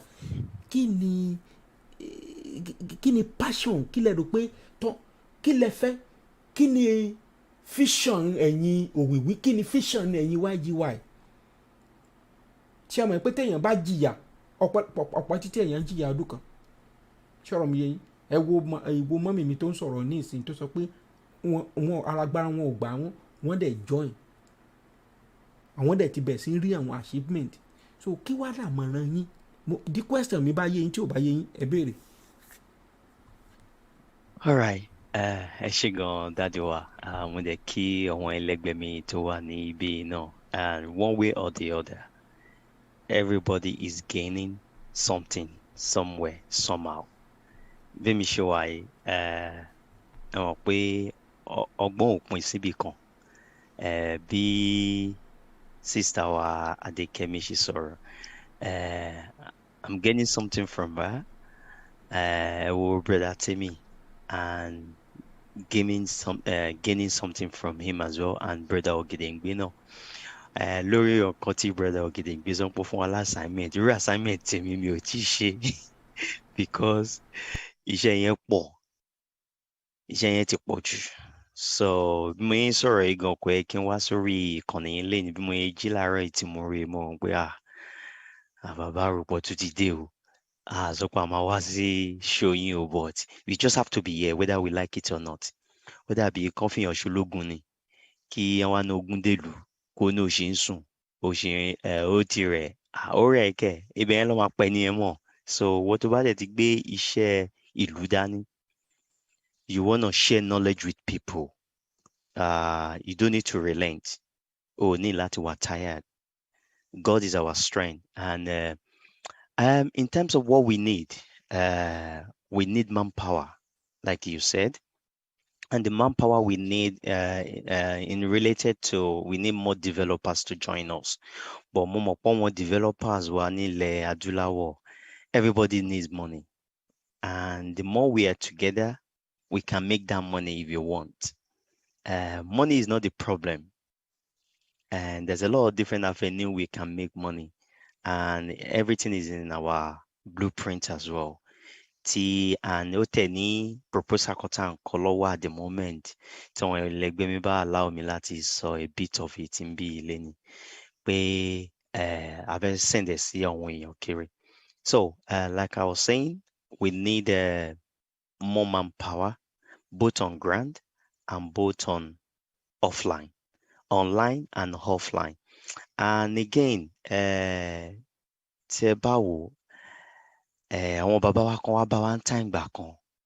I just always think about that idea.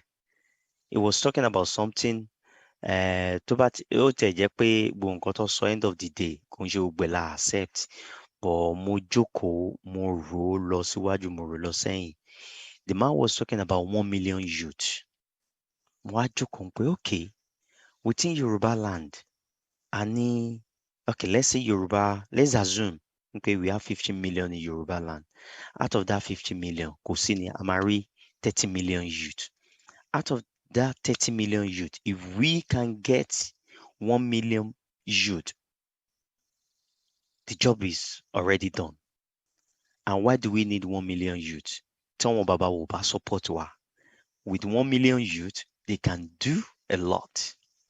Even if it's 100,000 youth, they can do a lot. So that's why I said we need that manpower. Manpower related to our grassroots awareness as well, because what we are planning to do later on is to have, even if it's 2 people in each local government within Ile Yoruba. Okay, our sister wa tó ń ṣiṣẹ́ lọ́wọ́ nísìnyí lórí radio station. She can't do it alone. She's overwhelmed with the workload. So she need manpower to help her out as well. Brother Timmy, no, they need more people around his own specification.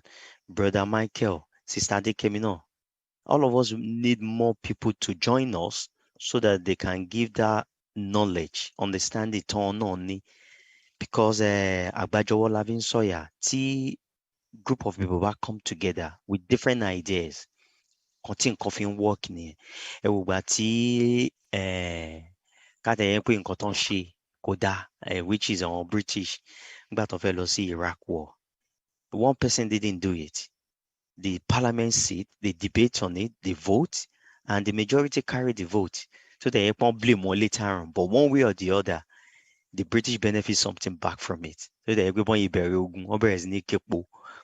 rishi artifact goods tó wà ń bẹ̀ àwọn náà kó wá lu wọn fi ń bọ̀ àwọn oníṣẹ́ yẹn. So nǹkan táwa need ní manpower from our youth back home, both on ground and online, so that whenever we need people to go somewhere within the jurisdiction that we can control, they will be able to work something out fast. Like our farm industry now, we have the land there, but there's no manpower to do it. I understand. If the manpower comes in, the capital will comes in. I understand. So, Maashi Droba Inosa. Thank you very much, sir. Ẹ ṣé gan. Ẹ ṣé mo dúpẹ́ lọ́pọ̀lọpọ̀ láti kó àwọn èèyàn jọ. Bàbá mi Bámigbọ́lá Adéyínká, ẹni báwo lẹ ṣe lè máa gbọ́ rédíò yẹn? Ẹ jẹ́ kí n fi tọ́ yín lẹ́nu wò. Tẹ́ bá lọ sórí Play Store, Google Play Store, tẹ́ bá lọ sórí iOS, Apple Store, tẹ́ bá ti search fún Dudu Spray, DUDUSPREE, Dudu Spray. Ẹ jẹ́ kí n fi rédíò yẹn, ẹ jẹ́ kí n fi tọ́ yín lẹ́nu wò kẹ́ ẹ máa gbọ́. Wọ́n wà ní studio ńbẹ̀ lọ́wọ́lọ́wọ́.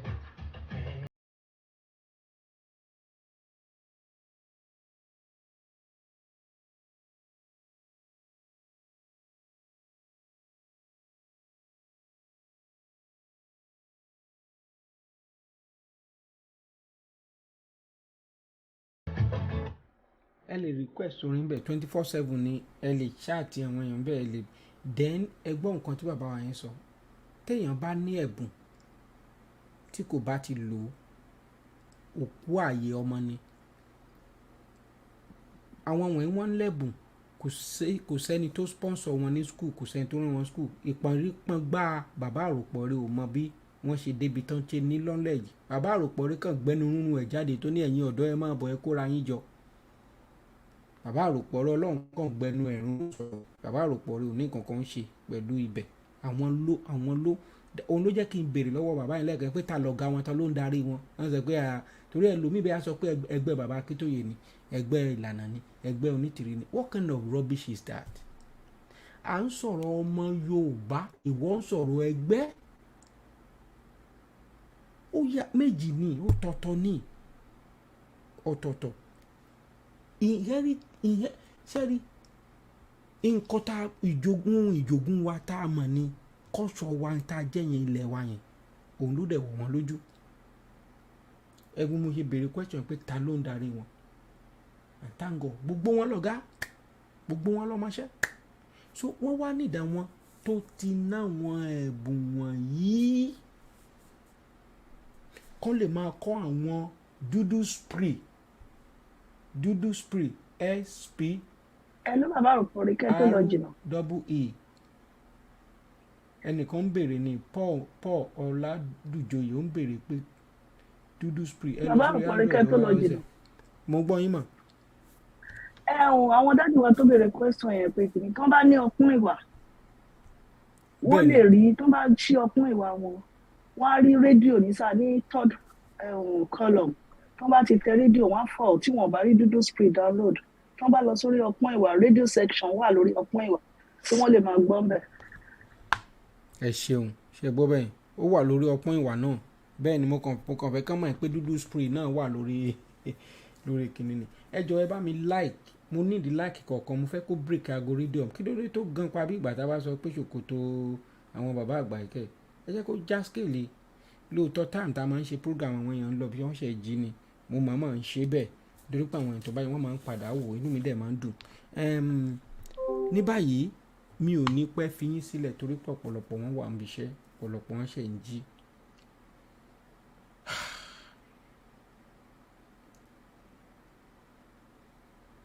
máa lọ sí ìbéèrè yìí ẹ má dẹ̀ bínú then ẹ máa wá fi ṣe ọ̀rọ̀ kọ̀ọ̀kan kẹ́ ẹ fi àmọ̀ràn tẹ́ ẹ bá ní fún àwọn tó ń jìjàǹgbara Yorùbá nation gẹ́gẹ́ bí ọ̀dọ́. Ìbéèrè tí màá béèrè lọ́wọ́ yín ni wípé ẹnì kọ̀ọ̀kan nú yín ni kẹ́ ẹ sọ kí n jẹ́ kẹ́ ẹ máa lọ máa wá sọ̀rọ̀ owó tá a ti rí gbà máa open strike fáwọn èèyàn máa dẹ̀ sọ nípa awareness campaign. Ìbéèrè tí mo fẹ́ béèrè lọ́wọ́ yín ni wípé ẹ̀yin ọ̀dọ́ ṣé tí ẹ̀yin ṣe torí ẹ̀yin súnmọ́ aráàlú dáadáa ẹ̀ dàbí àwa ẹ wà lórí platform oríṣiríṣi ẹ máa ń kàwé ẹ máa ń ṣe ẹ máa mọ̀ ṣé tí bàbá Akíntóyè bá announce wípé kí ọmọ Yorùbá kó jókòó sílé ní ọjọ́ Monday tó ń bọ̀ báwo ló ṣe máa wà effective tó àbí olóyè Ìgbòho kó sọ báwọn èèyàn ṣe fẹ́ràn ẹ̀ tó dẹ̀ lẹ́yìn tẹ́ bá dáhùn ẹnikẹ́ni tó bá kọ́kọ́ sọ̀rọ̀ ẹni ló kọ́kọ́ sọ̀rọ̀ kí ni àmọ̀ràn yín fún àwọn tó wà nídìí Yorùbá nation àti kí lẹ̀yin ní láti mú wá sí on board ẹ lè advice wa kẹ̀dẹ̀ pé àwọn èèyàn kan wá join báwo náà fẹ́ darapọ̀ mọ́ yín ẹ pè láàrin ara yín ó yá. ẹ lọ́wọ́ bá ọ̀pọ̀ rẹ̀ ẹ jẹ́ n kọ́kọ́ sọ̀rọ̀ kí n lè máa fi nǹkan tí mi máa sọ ni pé kò sí nǹkan tó burú tí bàbá bá jáde nísìnyí ṣùgbọ́n one thing we have to bear in mind is the security of the people tí a bá make sure pé security wa ti wà well manned ẹ jọ torí Ọlọ́run ká má fẹ̀mí wa wéwu kò sí wọn tó bá ní ká jókòó sílé to help our mission bọ̀ ṣe mo báwọn ọmọ Yorùbá ṣe rí Ọlọ́run á jẹ́ ká máa gbọ́ràn síra wa lẹ́nu ọwọ́ kan ọ̀dẹ̀ lè gbẹ́rù dòrí so there is nothing bad tó bá ní ká jókòó sílé but ó ṣe wá láàánú pé ọ̀pọ̀lọpọ̀ èèyàn ni ò ní dá wa lóhùn. ẹ ṣeun ó yá ẹ gbọ́ kí wàá ní àmọ̀ràn yín fún gbogbo àwa tá a wà nídìí ìjàǹgbara yìí gẹ́gẹ́ bí ọ̀dọ́. ẹ ṣé gan sa dájú wa nǹkan tí èmi fẹ́ sọ ni wípé ṣe rí ìjàǹgbara yìí kò ń ṣe ìjàǹgbara group ẹgbẹ́ àbí ẹnìkan àbí èmi àbí ìjàǹgbara orílẹ̀-èdè kan ṣoṣo ni a dẹ̀ gbọ́dọ̀ mọ̀ wípé gbogbo nǹkan tí à ń fight fún kò ju nǹkan méjì ju orílẹ̀-èdè wa lọ. This agitation is really is far bigger than everyone. We should have it at the back of our mind that is beyond group thing. Ẹ má jẹ́ ká sọ pé àwa la mọ̀ ṣe àwa la àwọn tá à ń bá jà yìí they call them elephants. Ẹni tó bá mú ọwọ́ kó mú ọwọ́ kó máa gé ọwọ́ lọ ẹni tó bá mẹ́sẹ̀ kó máa gẹsẹ̀ ká ṣáà ti gbé elephant wálẹ̀ ní tiwa. bẹ́ẹ̀ni. So that is just the little knowledge tèmi lè sọ tí mo dẹ̀ lè advice fún gbogbo àwa tá à ń ṣe ìjàngbara ẹ̀ wípé àwọn tá à ń bá fà tá à ń bá pọ̀ they are like an elephant gbogbo ọ̀nà tẹ́nibọ̀dì bá mọ ẹni tó bá mọ bó ṣe lè dá nǹkan sí ojú elephant dá nǹkan sí ìwọ tó bá mọ bó ṣe lè gé ìrù ẹ̀ káṣá ti gbé elephant wálé ká ti pa ní tiwa ẹ ṣé gan sá. ẹ ṣeun ok ó yá ẹni tó tẹ̀lé. All right. Ẹ ṣé gan bàbá Aropo rẹ̀. Nípa ti question tí wọn ẹlẹgbẹ́ mi answer. Ẹ ń béèrè question kan pé tí bàbá Akintoye or Igboho tán bá announce lẹ́yìn. Well, to me, some people will accept it and some people won't. But báwo la ṣe lè ní collective and collective information in one location, in one place, that everybody can listen to one voice at the same time. So to listen to one voice at the same time is to provide what the people need. What are the people need? Ẹ wo bí àwọn ọmọ Igbo ṣe ń ṣe tiwọn nísìn. Àmọ́ pé it's too bloody anyway and Yoruba doesn't like that. But at the same time, we need one voice. Kò dẹ̀ sí bí wọ́n ní àwọn àtẹnu náà máa ń jà, kò sí bọ́n ifẹ̀ jà tó, one way or the other. They will have or they will listen to each other in one corner. Kò sí bó ifẹ̀ jẹ́. Tí ẹ bá jó oúnjẹ sẹ́nu nísìn, tí àwọn ṣe ń pọn láńpẹ́ ó dùn, ọ̀nà fún náà máa fà á pé ọmọ dìde gbé mi, tètè sọ àlọ́ ẹgẹ́ mi náà jẹ tèmi bẹ́ẹ̀. But one way or the other, ọ̀nà fún yẹn náà, àwọn gbogbo wọn náà lọ máa papọ̀, gbogbo wọn máa taste each part. Bẹ́lẹ̀gbẹ́ mi dẹ̀ yìí sọ pé tí lè bá lè ṣe one side, tí lè ṣe tẹ̀, let's come together to have one voice. Because if we don't have one voice, it might cause us problem. Because end of the day, tán bá ní one voice, tí bàbá Igboho àti bàbá Akintoye declare lẹ́nu pé ẹ dúró ńlé, tọ́wọ́n nìkan dìde by design pé kò tí tó àsìkò tó yẹ ká dúró ńlé, ẹ jẹ́ ká ṣì ní sùúrù. Ṣe mọ̀ pé a máa wà divided, àwọn kan máa support kan, àwọn kan máa support kan. But tí gbogbo wọn bá wà tán ní mind, wọn lè ní mind kan náà, but they should have one voice because nǹkan kan náà lọ́jọ́ fẹ́ achieve end of the day. So that one voice, we need it, whether we like it or not. And end of the day, we need provision for many things in terms of our food security. Because tabanika dúró ńlé nísìn, kí làwọn èèyàn fẹ́ jẹ? Ẹ wo June 12, ẹ ká fi June 12 ṣe example. Ṣé mọ̀ pé there was a time ní June 12, wọ́n náà àwọn èèyàn gbọ́dọ̀ jáde. Àwọn èèyàn jáde for long, after 3 months. Kí làwọn èèyàn ṣe? Everybody bẹ̀rẹ̀ sí ní ṣí shop padà. Kí ló fà? Ebi ni. But tá a bá ti ní provision for our food security, our food banking system, everything will work in hand to hand. The security, the food in place, the security in place. Ẹgbẹ́ tó bá ń ṣe different ẹ jẹ́ kó máa ṣe, but kó máa ní single mindset that they want to achieve things together. Thank you very much, sir. Ẹ ṣé gan. What a brilliant response. Ẹ ṣé gbogbo yín mo dúpẹ́ lọ́wọ́. Is there anything that Mr. Ogedengbe wants to add? Yeah, ẹ ṣé gidi gan Olootu, ẹ ṣé gan sir. Fún màá kọ́ àdì nǹkan kékeré mọ̀ ní because àwọn ẹlẹgbẹ́ mi náà wọ́n ti sọ gbogbo nǹkan tó jù láti jẹ́ ká ní in place before anything. Màá kọ́ tún fẹ́ rọ gbogbo àwọn tó ń gbọ́ program wa pé awareness, a ṣì need the awareness náà because àwọn mi ò tí gbọ́. A ní láti jẹ́ kí gbogbo wa mọ̀. Tó bá jẹ́ ibi iṣẹ́ jẹ́ kó mọ̀, ní ilé ẹ àwọn neighbor ẹ jẹ́ kó mọ̀, jẹ́ everywhere tó bá dé èèyàn tó bá mọ̀, àwọn neighbor àwọn brother tó ti gbọ́n pẹ̀ jẹ́ kó mọ̀. So in case tó bá máa sọ pé okay báyìí ni, tí bàbá Akintoye bá máa sọ pé báyìí ni ká ṣe, so gbogbo wa máa lè mọ̀ pé okay ìjọba ẹ ni o, ìgbà báyìí ni o. So ẹ jọ̀ọ́ each person wa náà táwa náà ṣe awareness tá sọ fún èèyàn tá a mọ̀ téèyàn tá a mọ̀ náà tó sọ fún èèyàn tá a mọ̀ so ẹ ṣé gan sir. ẹ ṣé mo dúpẹ́.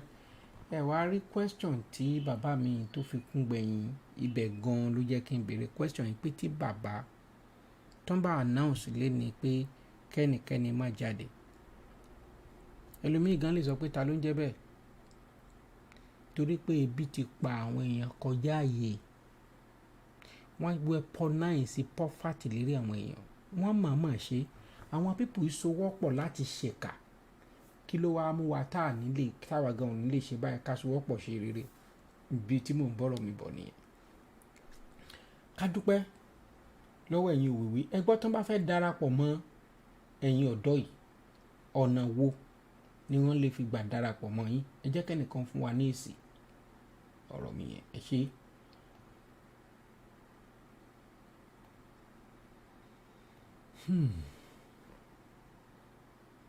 Ṣé wà ń bẹ̀ o? Yeah, ẹ ṣé gan sir. Tó bá fẹ́ anybody tó bá fẹ́ darapọ̀ mọ́ Òwìwí, ó wà easier, nọ́mbà náà ló wà lójú, ẹ bá wa kàn sí bàbá wa, so tẹ́ bá ti dọ́dọ̀ bàbá wa, bẹ́ẹ̀ ṣe máa dọ́dọ̀ wa, owó máa wà easier by God's grace. Ẹ gbọ́ sir. So ẹ jọ̀ọ́ ẹ bá wa anybody tó bá mọ̀ pé ó ti ṣetán láti darapọ̀ mọ́ Òwìwí, ẹ jọ̀ọ́ ẹ bá wa kàn sí bàbá wa, bàbá Òwìwí, so látọ̀dọ̀ wọn a máa gbọ́ látọ̀dọ̀ yín. Ẹ ṣé gan sir. Ẹ ṣé mo dúpẹ́. Ẹ jẹ́ ká wá ṣe báyìí, mo fẹ́ dúpẹ́ lọ́wọ́ gbogbo yín tẹ́ wá. Mo gbàgbọ́ pé tí n bá tún kì í mọ́lẹ̀ lọ́jọ́ láìpẹ́, ẹ ní sọ pé ẹ wá, ẹ ní sọ pé wàhálà mi ti pọ̀ jù. Mo gbàgbọ́ bẹ́ẹ̀. Ẹ ṣé mo dúpẹ́. Ṣé ó ní ìbéèrè tẹ́ fẹ́ béèrè? Mo kàn ní àfikún sí nǹkan tí bàdà wa Timi sọ regarding people joining us. Some people might be curious and be thinking, why is it I need to go through Baba Aropo or through that number? Don't show online, can't totally join. It's for security reason. We want to make our security to be intact, and the way we can trace people back and understand. Mo rántí pé ìjọ kan a ṣe program kan, a fi link yẹn lẹ́sẹ̀ online pé káwọn èèyàn join lóòótọ́, but we don't know who is who. So to know who is who, that's why we want to go through this route. All right, ẹ ṣé gan sir, thank you. Ẹ ṣé, ẹ kú làákàyè, ọkàn mi náà lọ bẹ́ẹ̀. Mr. Adédèjì Joseph, ṣé bá wo ibi tí ẹ ti rí ọwọ́ mi, ibi tọ́wọ́ mi ti ń ṣe báyìí, ẹ wò ẹ rí nọ́mbà yẹn, ó kàn ra wà ń bẹ́ẹ̀ láróńdó, so WhatsApp call nìkan ni. Lónìí lóòótọ́ Sunday ló yẹ kí n wá ṣe nǹkan tí mo fẹ́ ṣe yìí, ṣùgbọ́n mo fẹ́ dúpẹ́ oní $100, $200, $50, 2,000 naira, 5,000 naira, 20,000 naira, 50,000 naira, 1 million naira. Ẹ̀yin ọ̀dọ́ lórí Mr. Abe ṣẹ́ṣì wà ń bẹ̀ lórí ọ̀rọ̀ grassroots awareness yẹn, àwọn èèyàn in fact wọ́n jọ mí lójú, àti kó owó, gbogbo àwọn ọmọ wọn náà wà níbi iṣẹ́ o, àwọn ọmọ tí mo dédé kì mọ́lẹ̀ lójijì, mo dán wọn wò ní wọ́n dẹ̀ pass, wọn ò fail, lágbára Ọlọ́run ní fail. So mo fẹ́ share screen sir, mọ̀ dáàdì mi àti mọ́mì mi, mo fẹ́ share screen kẹ́ wo owó tí ó tún wọlé yàtọ̀ sí ti bí nìkan, àwọn tó ń wọlé tí mo sọ pé 1 million yẹn kì í ṣe orí ọpọ́n ìwà náà sẹ́ndì ẹ̀ sí o, a fún wọn láàkan náírà nìyẹn. Àwọn kan ń gbìyànjú láti donate owó láti lé, kò wà successful, even gan lé ní ìyẹn wò, wọ́n try ní on the 17 lẹ́ ń wò mí wá ibẹ̀ láti dúró.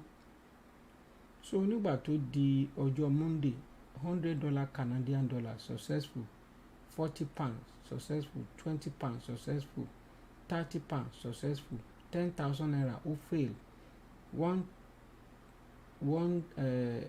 ilé ẹ̀rí 1,000 naira ó náà fail, $100 ó wọlé, 20,000 $100 ó wọlé, $20 money thousand, 20 Canadian dollar ó wọlé, 20 Canadian dollar òun náà wọlé, 5,000 naira ó fail. So yẹn kò wà completed. So owó tí ó wọlé àmọ́mọ́ blurry bí orúkọ àwọn èèyàn email wọn máa ń wà ńbẹ̀. Kì í ṣe gbogbo èèyàn ló fẹ́ ká máa pe orúkọ àwọn tó bá ti dáwó.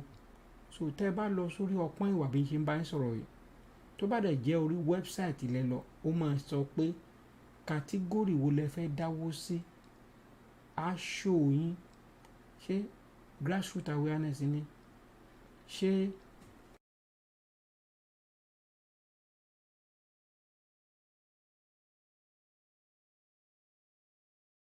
okay, ṣé grassroots awareness lẹ fẹ́ dáwó sí ni, ṣé ẹ fẹ́ ran Yorùbá nation lọ́wọ́, ṣé security ni, àti bẹ́ẹ̀ bẹ́ẹ̀ bẹ́ẹ̀ lọ ló wà lórí ọpọ́n wà.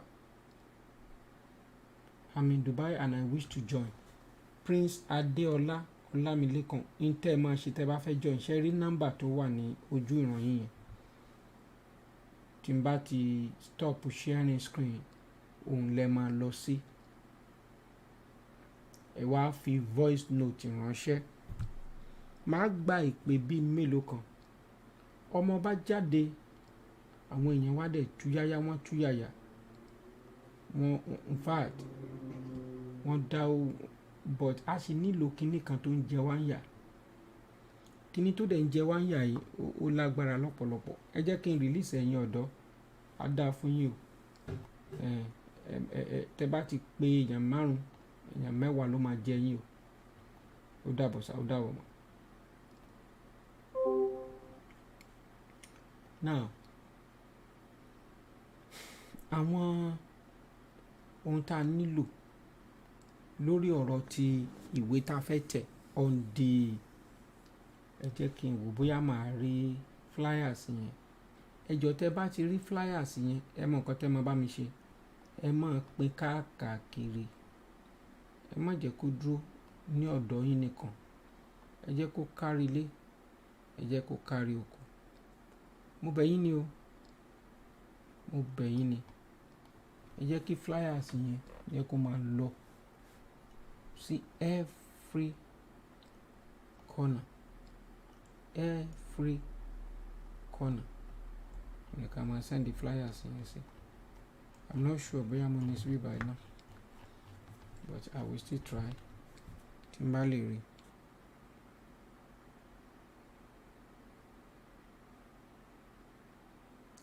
Torí a fẹ́ kí ọ̀rọ̀ campaign yẹn kó lágbára lọ́pọ̀lọpọ̀. Then a ti increase Zoom ID tá a fẹ́ fi ṣe launch yẹn. A ti bá bàbá Alana ṣe meeting lénìí. Inú bàbá dùn, bàbá gidi ni bàbá yẹn. Ntẹ́ bá ti tó bá ti máa pé nǹkan tó dáa ni wọ́n máa ń dùn sí. Inú bàbá yẹn máa ń dùn sí nǹkan tó dáa. So kò jẹ́ bí àárín yẹn ṣe jẹ́. Okay, let me do it this way. Mo kàn fẹ́ fi kíní yẹn bóyá mo lè rí fi hàn wá ni. I don't know. Okay, mo gba ìpè kan wọlé bọ̀. Ẹ jẹ́ ká gba ìpè yìí. Kí lorúkọ yín sà? Hello, ẹ káàárọ̀ sà. Bàbá mi. Ẹ káàárọ̀ gbọ́dọ̀ nǹkan sà. Yes sir. Ẹ kú iṣẹ́ o. Mo ní àwọn ọ̀dọ́ dẹ̀ ń fẹ́ béèrè lọ́wọ́ tó ń sọ pé àwọn dá oko agric sílé, wọ́n ní the manpower. A fẹ́ mọ bá a ṣe máa get in touch tàbí fẹ́ direct àwọn èèyàn tó wà nílé nílẹ̀ Yorùbá sí wọn tẹ́ pé wọ́n á lè máa bá wọn ṣe lórí oko yẹn torí ọ̀rọ̀ oúnjẹ ó ṣe pàtàkì. Ẹ fi voice note ránṣẹ́ sí mi, voice note. Tẹ́ bá ti voice note ránṣẹ́ sí mi nípa oko, màá send ẹ̀ sí appropriate please wọ́n á dẹ̀ please get in touch pẹ̀lú yín. ẹ ṣe God bless you ẹ kú iṣẹ́ Yes. o Ọ̀dà ọlọ́run á mú adélẹ̀ lè láyọ̀. àmì ọlọ́run ẹnìkan ẹ ṣe ẹnìkan tiẹ̀ fi voice ó send message sí mi ò rí message yẹn mọ́ ó ní ṣé òun lè ra ààbọ̀ cd ààbọ̀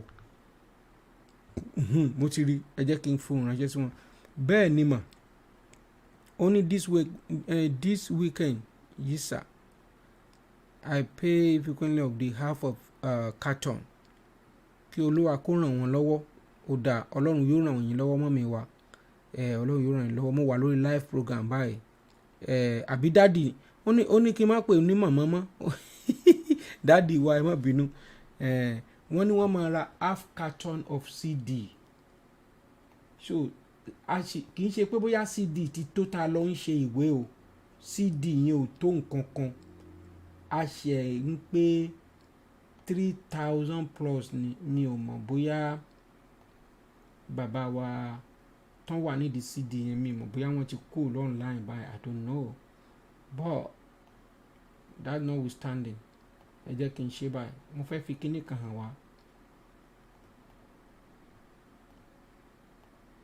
òun lélẹ́yìí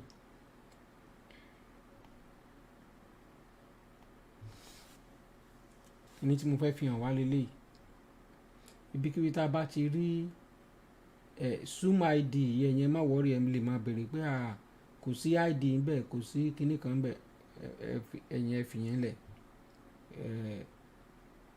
yorùbá capital yorùbá òun ni kóòdù ẹ̀ máa jẹ́ tẹ́ máa fi wọlé àmọ́ má ṣe bẹ́ẹ̀ yẹn so tí ẹ bá fẹ́ darapọ̀ lọ́jọ́ yẹn a ti increase capacity ẹ̀ then gbogbo cd yẹn gbogbo iṣẹ́ tá a ṣe yẹn pátá òun ló máa available online gbogbo ẹ̀ ló máa available online pátápátá kò sí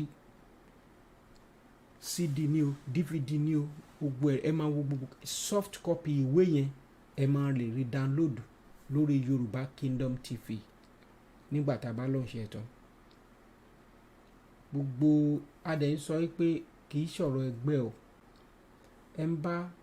ẹni tó bá ní alùpùpù tí mo yẹn ń sọ̀rọ̀ yìí kàn release ẹ release ẹ a ti ní generator a sì ní the more projector generator bíi 5 ló ti wà nílẹ̀ wọ́n á gbé sórí alùpùpù wọ́n á dvd àti engineer wọ́n á dẹ̀ ra socket wọ́n á lọ sígbè ẹran tí bá a ṣe máa ṣe evangelism láyé àtijọ́ bá a ṣe máa ṣe nìyẹn the soul winning tó tó láyé yóò sí ẹnìkan sọ pé nígbà tá a bá wá ṣe ilé ìtọ́kí ló máa ṣẹlẹ̀ mọ tó ṣẹlẹ̀ ní Sri Lanka ni mo tẹ̀ rí bàbá kan kò sépè tí ò ṣe fúnra ẹ̀ kàn ó gbé mọ́ ṣé máa pé àwọn èèyàn ti wà depressed kàn bú everybody kiri ni ara kan wọ́n bẹ́ẹ̀ kẹ́ Yorùbá nation máa dé ojú àwa wà lẹ̀ gbogbo ìpè tó ṣẹ́ wà wá forí gbé nítorí pé àwa mọ̀ pé in tó tọ́ là ń ṣe ẹ̀tù àti iná la fẹ́ fi kíní ṣe gbogbo iṣẹ́ táwọn bàbá màmá ń ṣe ilé ló máa dàbí ìṣáná gbòm Nàìjíríà ti lànà kó tó di wípé iná ní já lérí àwọn èèyàn ebi tó ń pa wọ́n kiri yẹn nǹkan tó ń ṣe wọ́n gbọ́dọ̀ gbé jùlẹ̀ everybody gbọ́dọ̀ straight torí ẹ̀ báyìí ká mọ̀ wípé ibi tá a dé ká kọ̀yà pẹ̀lú àwọn olóṣèlú ká kọ̀yà ṣe rí nǹkan tá a gbé kalẹ̀ gbogbo àwọn tó ń takò wá pátá náà fẹ́ mú lọ sọ́dọ̀ ẹ̀ kò sẹ́ni kankan tó jọ̀ta wa títí kan Afẹ́nifẹ́re kò sẹ́ni tó jọ̀ta wa nu wọn gbogbo wọn pátá ló máa gba kínní mélòó la dẹ̀ ṣe ni ẹ gbọ́ mélòó ni wá nílẹ̀ Yorùbá nílẹ̀ Yorùbá gangan ká sọ pé gbogbo wa ipe bóyá 10 million ni wá mo rò pé mo purọ́ àbí adẹ̀ ní 3,000 plus Yorùbá Gazette àti question and answer tá fẹ́ tẹ̀ àtẹ 10,000 àtẹ yẹn 5,000 ẹjọ́ ẹ gbọ́ ṣùgbọ́n a sọ wípé ká ò gbọ́dọ̀ dúró so ẹgbẹ́ tó bá wà lè máa lọ ṣe production fine nǹkan tá a fẹ́ fi ṣe nìyẹn so àwọn ṣe rí àwọn nǹkan tí wọ́n kọjá bẹ́ẹ̀ so ká fẹ́ tẹ 10,000 to 15,000 pieces ìwé yẹn ò pé 50 page o tá a dẹ̀ náwó owó tó yẹn bẹ́ẹ̀ kẹ̀dẹ̀ rí kì í ṣe printer kan péré la pè o mo lẹ́lẹ́rìí o ìyàwó mi gan lè jẹ́rìí sí. So kì í ṣe nǹkan tí ẹnìkan lè ṣe òun yín sọ pé ọ̀rọ̀ Yorùbá báyìí la ṣe lè ṣe kò possible. Ṣé ẹni gbogbo ẹni tó ń fapá jánu tó ń bínú tó ń ṣe ara ló ń kan wọn.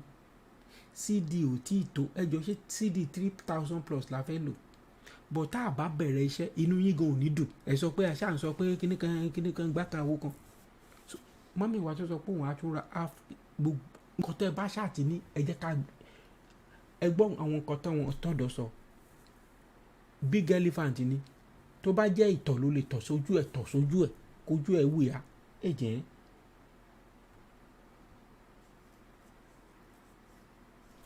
Adédèjì Joseph ẹ gbọ́ nǹkan tí bàbá yìí sọ ó ní I have a bike that can make use of but it is in Lagos Ìkòròdú ẹ fóun ránṣẹ́ sí mi báyìí ní nọ́mbà yìí ẹ fóun ránṣẹ́ sí mi màmá kan gbé mọ́tò kan fún wa ẹ jẹ́ kí n wò bóyá màá rí mọ́tò yẹn kẹ́ bá mọ̀ pé kò sí nǹkan tẹ́ ẹ fún wa tó bá ṣáà ti máa wúlò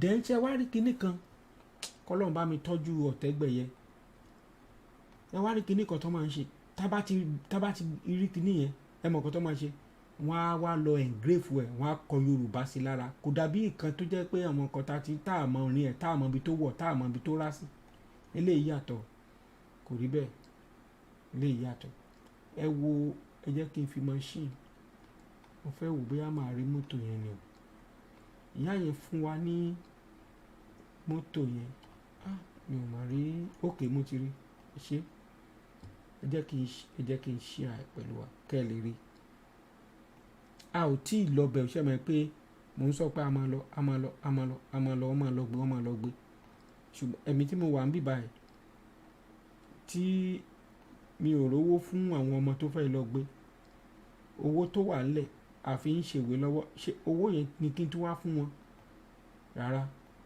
mọ́tò mọ́tò orí odó ló wà ìyá yẹn ní òun ti páàkì ẹ̀ ó dẹ̀ wà ní US mi báyìí ẹ jọ ṣé ká bá wa lọ a máa lọ túnṣe ní a ṣe ká we don't have a choice a gbọ́dọ̀ lọ gbé so mo dúpẹ́ lọ́wọ́ ìyá yẹn púpọ̀ èèyàn ká dúpẹ́ lọ́wọ́ ẹni tó rí ni tó mọ́ ni lójú èèyàn ní owó bí táwa mo lórú mọ́tò yẹn o ó lọ́mọ kan tí mo ṣe àdúrà fún gbà tí mo wà Nàìjíríà ọmọ yẹn travel out ó wá send owó 600,000 nígbà yẹn mi lè gbàgbé ó send owó yẹn sí bàbá yẹn wá ra mọ́tò yẹn l'Ákúrẹ́ Àròpọ̀ eré outreach ni mo kọ́ sára mọ́tò yẹn lára pẹ̀rẹ́rì ni ó dáa kú kì í jẹ́po Nissan product ni so mọ́tò yẹn kì í kú mo mọ̀ bàbá mi tó sọ pé ẹ fohùn ránṣẹ́ sí mi ẹ jẹ́ kí n wò bóyá ti fohùn ránṣẹ́ sí mi anything ara àjàlẹ̀ yín wà anything tẹ bá fẹ́ gbélẹ̀ kì í ṣe ìgbẹ́ o ẹ má gbé ìgbẹ́ sílẹ̀ o no kì í ṣe acid ṣe májèlé. I am coming across your program for the first time.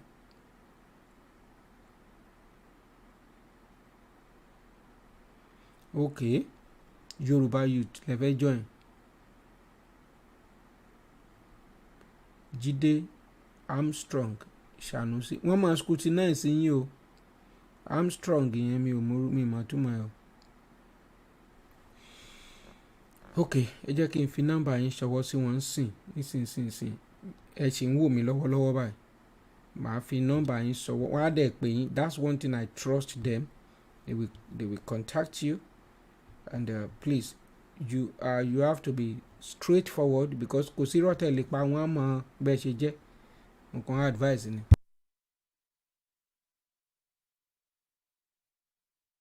Ọlámilékan Prince Adéọlá Ọlámilékan tí mo mẹ́sẹ̀gì ní orí live show yìí ní láìpẹ́ ìsàpé mi fẹ́ join, so mo ní tí mo ní mo wà ní Dubai, so mo need more explanation ní orí ẹ̀ torí. ok ẹ̀yin fẹ́ join ní youth àbí ó dáa mo ti gbọ́ yín. Ẹ jẹ́ kí n tún wo nọ́mbà tìyín. Adéọlá Ọlámilékan, ok máa fi nọ́mbà yín ránṣẹ́ sí wọn nísìn ẹ darapọ̀ mọ́ wọn ọ̀dọ́ ẹ ṣé.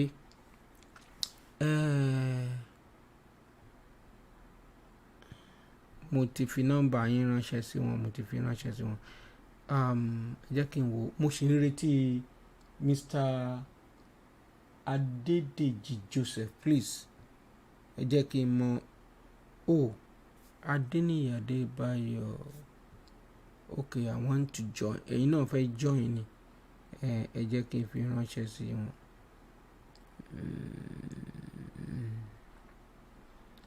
ok àwọn náà fẹ́ join ni, ok mo ṣì ń expect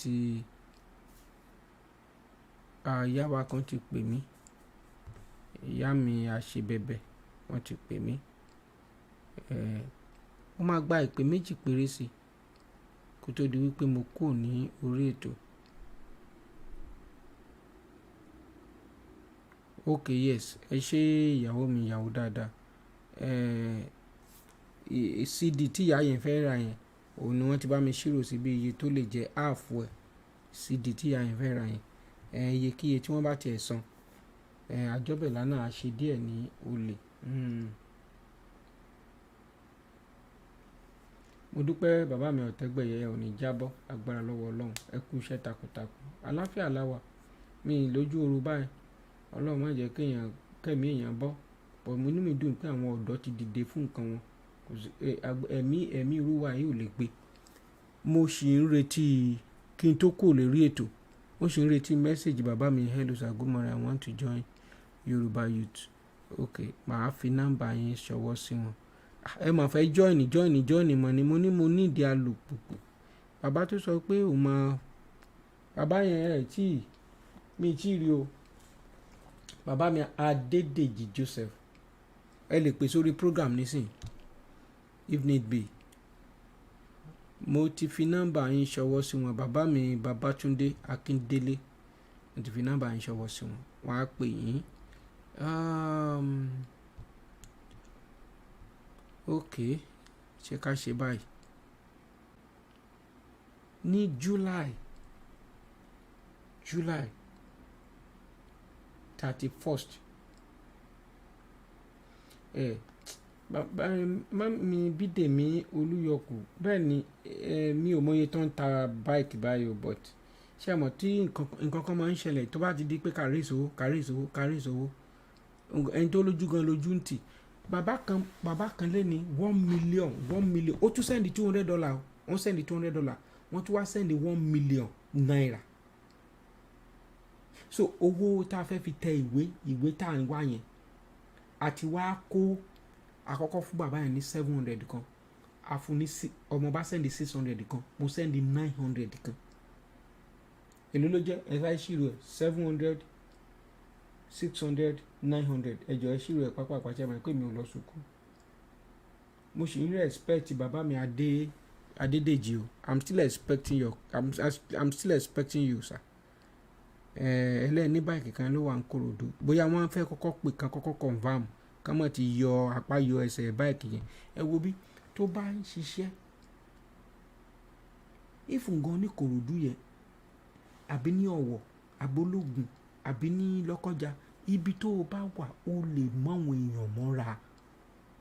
jẹjẹ mọ̀ pé 1.6 million òun láti kó ẹ ṣe bàbá mi Bídèmí Olúyọkù 2.2 kẹ̀ 2.3 Ọ̀tẹ́gbẹ̀yẹ ní 2.3 o. ìṣirò mẹ́ta lẹ ṣe síbí o, ẹ ti yí mi lórí o, ẹ jẹ́ kí n tó wó pè 700 bàbá mi Ọ̀tẹ́gbẹ̀yẹ 700 kan 900 kan then 600 2.2 mẹ́ta ni mo rí báyìí 2.2 900 600 700 láàrin Sunday síbí ẹ̀tú ṣírò 2.6 àwọn fẹ́ pa lóyún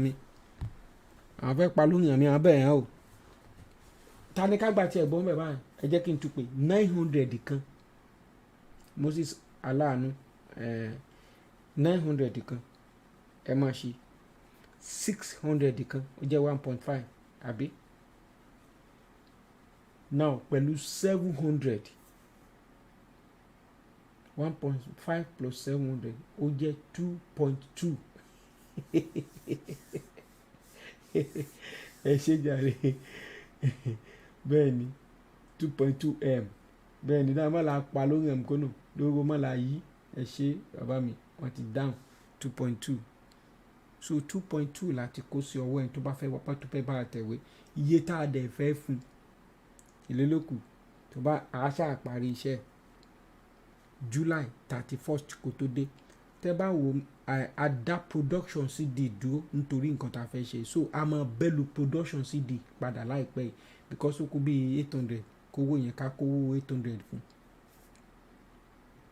àní bàbá yẹn jọ wá lójú ó sẹ́ni $200 tó sẹ́ni $1 million mo ti sẹ́ni receipt wọn gbogbo receipt owó tẹ́ sẹ́ni mo ti sẹ́ni ẹ̀ sí ọmọọba náà wọ́n kó léètì gbogbo ẹ̀ lọ́wọ́ wọ́n dẹ̀ ń sẹ́ndì ẹ̀ sílé bó bá ṣe ń ṣe gbogbo ẹ̀ náà ń sẹ́ndì sílé so mo dúpẹ́ lọ́wọ́ àwọn team tá a kó jọ mo dúpẹ́ lọ́pọ̀lọpọ̀ then tẹ́ ẹ̀ bá tí ní àdúgbò yín mo fẹ́ kẹ́ máa rẹ́dì sílẹ̀ àdúgbò yín lẹ ti máa ṣiṣẹ́ because tẹ́ bá sọ pé ẹ fẹ́ lọ láti Ìkòròdú lọ máa lọ sí Sùúrùlérè kílẹ̀ ń wá kiri àwọn tó wà ládùúgbò yín gan wọn àti ìgbọ́tọ̀ ẹ̀ wá lẹ́ lọ Sùúrùlérè kò sí ayé àtijọ́ ni gbájú ẹ lè wà kò sẹ́ni tó lè gbá wa mọ́ báyìí wípé ẹ wo mò ń lọ sí òkòkò Michael láti bẹ́gà mo fẹ́ lọ ṣe kíní kan rárá àwọn tó wà ní òkòkò Michael jẹ́ kẹ́sì tó òkòkò Michael ṣe bí Yorùbá ní gbogbo wa kò sí pé pọ̀tì títí eléyìí tá a sọ pé àwọn motorcycle fún wọn ò lè gbé generator sórí kán máa lọ sọ́nà oko ẹ̀yin gan fi ṣírò ara yín mọ́ mi ṣó possible ẹ jẹ́ ká sọ̀tọ̀ fúnra wa bẹ́ẹ̀ mo dẹ̀ mọ̀ ẹ̀mí mi kì í tàn mí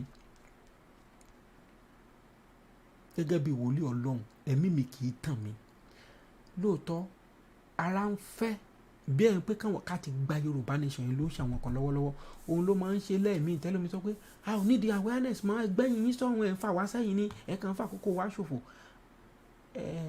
ara ló ń ta yín ẹ ti fi emotion bọ ọ̀rọ̀ yẹn àwọn stakeholder tó kù inú kan bí kò mí tán bá fẹ́ gbọ́ rárá irọ́ ló pa gbogbo wa la máa jọ délé a ò fẹ́ nìkan a ò lè fi Kogi lẹ̀ a ò fi Ìlọrin lẹ̀ gbogbo wa la máa jọ délé ṣọ̀rọ̀ mi yẹn kò possible a lè fira wa lẹ̀ irú nǹkan tó fà á tó ṣẹlẹ̀ sí Ìlọrin fi ṣẹlẹ̀ nìyẹn ìmọ̀tara ẹni nìkan ni a lè gbà àwọn ṣe bí ẹnìkan ló bá yín sọ̀rọ̀ tí iye yín fi ṣí so ẹ̀fẹ̀ ká ṣe fẹ́ lòmíì ìkà nìyẹn o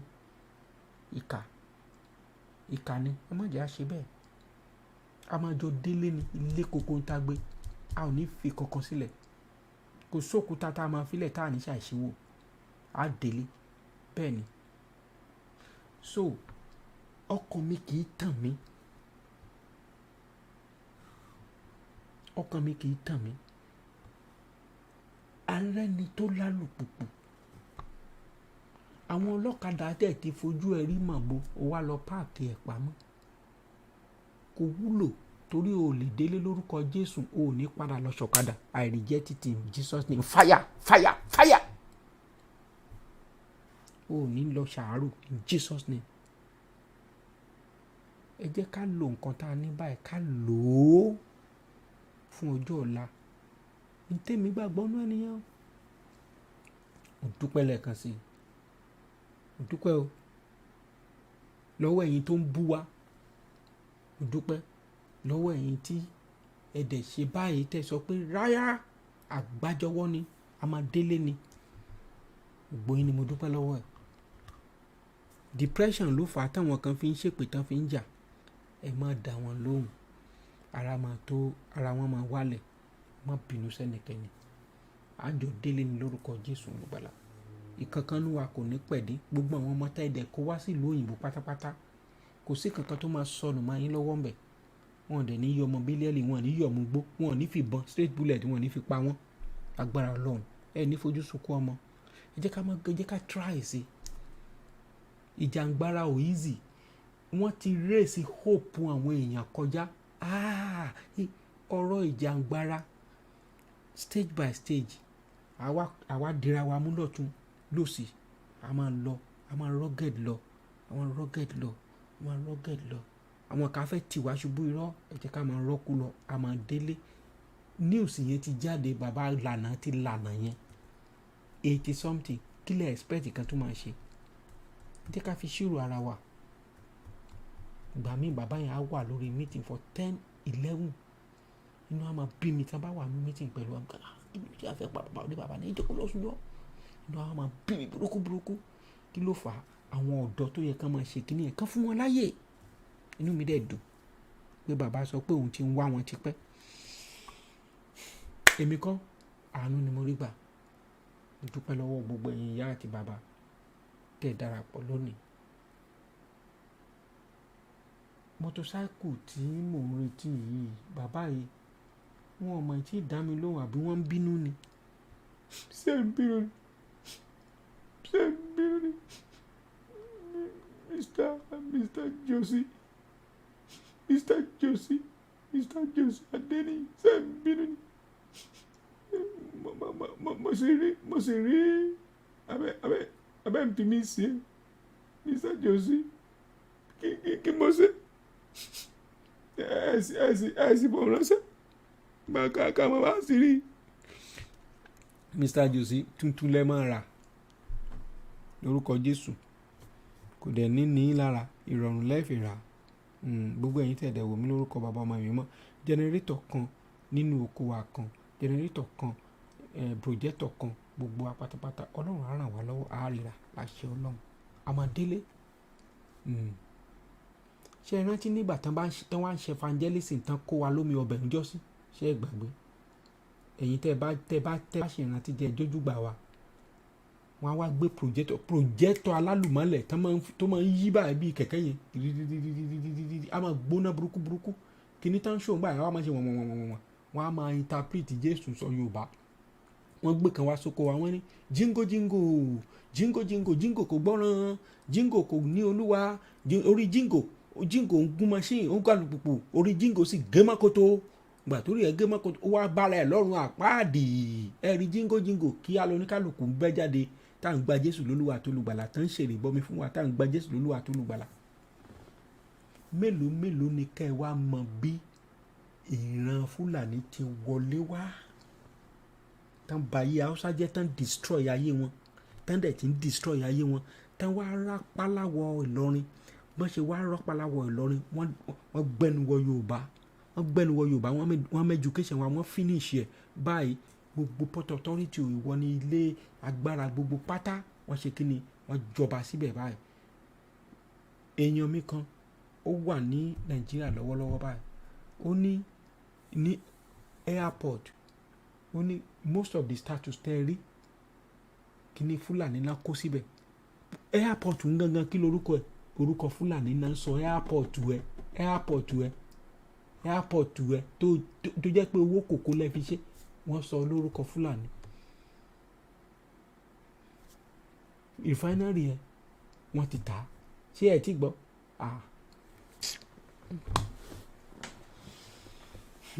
Adésọjí Ọmọ́táyọ̀, ẹ máa fi ohùn ránṣẹ́ ni, ẹ fohùn ránṣẹ́ tẹ́ bá fẹ́ join sí nọ́mbà tẹ́ ń wò lọ́ọ̀kan yìí. Mo dúpẹ́ pẹ́ òkun, ìbànújẹ́ ayé kò ní kọ́gùn sí ọ̀dẹ̀dẹ̀ wa. Èmi ẹ̀rí gbèmí ọ̀dúndún yín ọmọ asọ̀dẹ̀dẹ̀rọ̀, mo ti ń lọ o. Mi ò ní lọ lé ikú lọ́wọ́, mi ò ní lọ lé àrùn lọ́wọ́. Ibikíbi tí mo bá dé tògótògó ni, ibikíbi tí mo bá lọ tògótògó ni. Gbogbo ẹ̀yin tẹ́ ẹ bá mi ṣàmì, ibikíbi tẹ́ ẹ bá dé ẹ ò ní tẹ́, tògótògó ni. Ògo ọmọlẹ́wù jí ó máa bá wa lọ. Ẹ ṣé, mo dúpẹ́. Ẹ jẹ́ tẹ́ bá ṣe wọlé, ẹ bá mi lọ wo program yìí padà láti bẹ̀rẹ̀. Kò mí Adésọjí, kò mí ibi tẹ́ ń gbé lágbàáyé. We are talking of 21st century.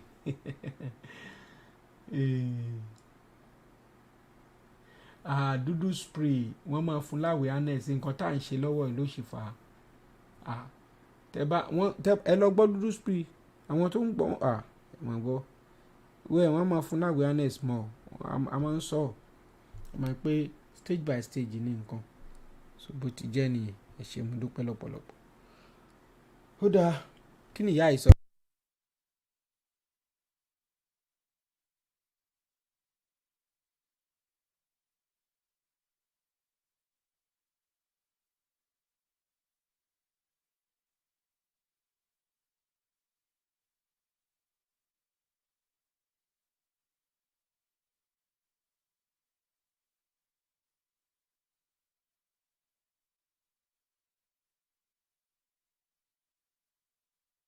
ẹ ṣé mo dúpẹ́ ìyá wa yẹn send voice note pé mọ́tò tá a fẹ́ lọ gbé dìde yẹn wọ́n rẹ́ni tó lè lọ bá wa wò tó lè lọ bá wa ṣe ẹ ṣé àdúpẹ́ ara ń tà ń sọ nìyẹn a máa jọ délé ni kẹ́nìkan bùjẹ lẹ́gbẹ̀ẹ́ kẹ́nìkan betí ẹ̀ jẹ kẹ́nìkan mú ẹyin lójú ẹ̀ kó fa fòròfò kẹ́nìkan mú irun ìdí ẹ̀ kó dé ẹyin máa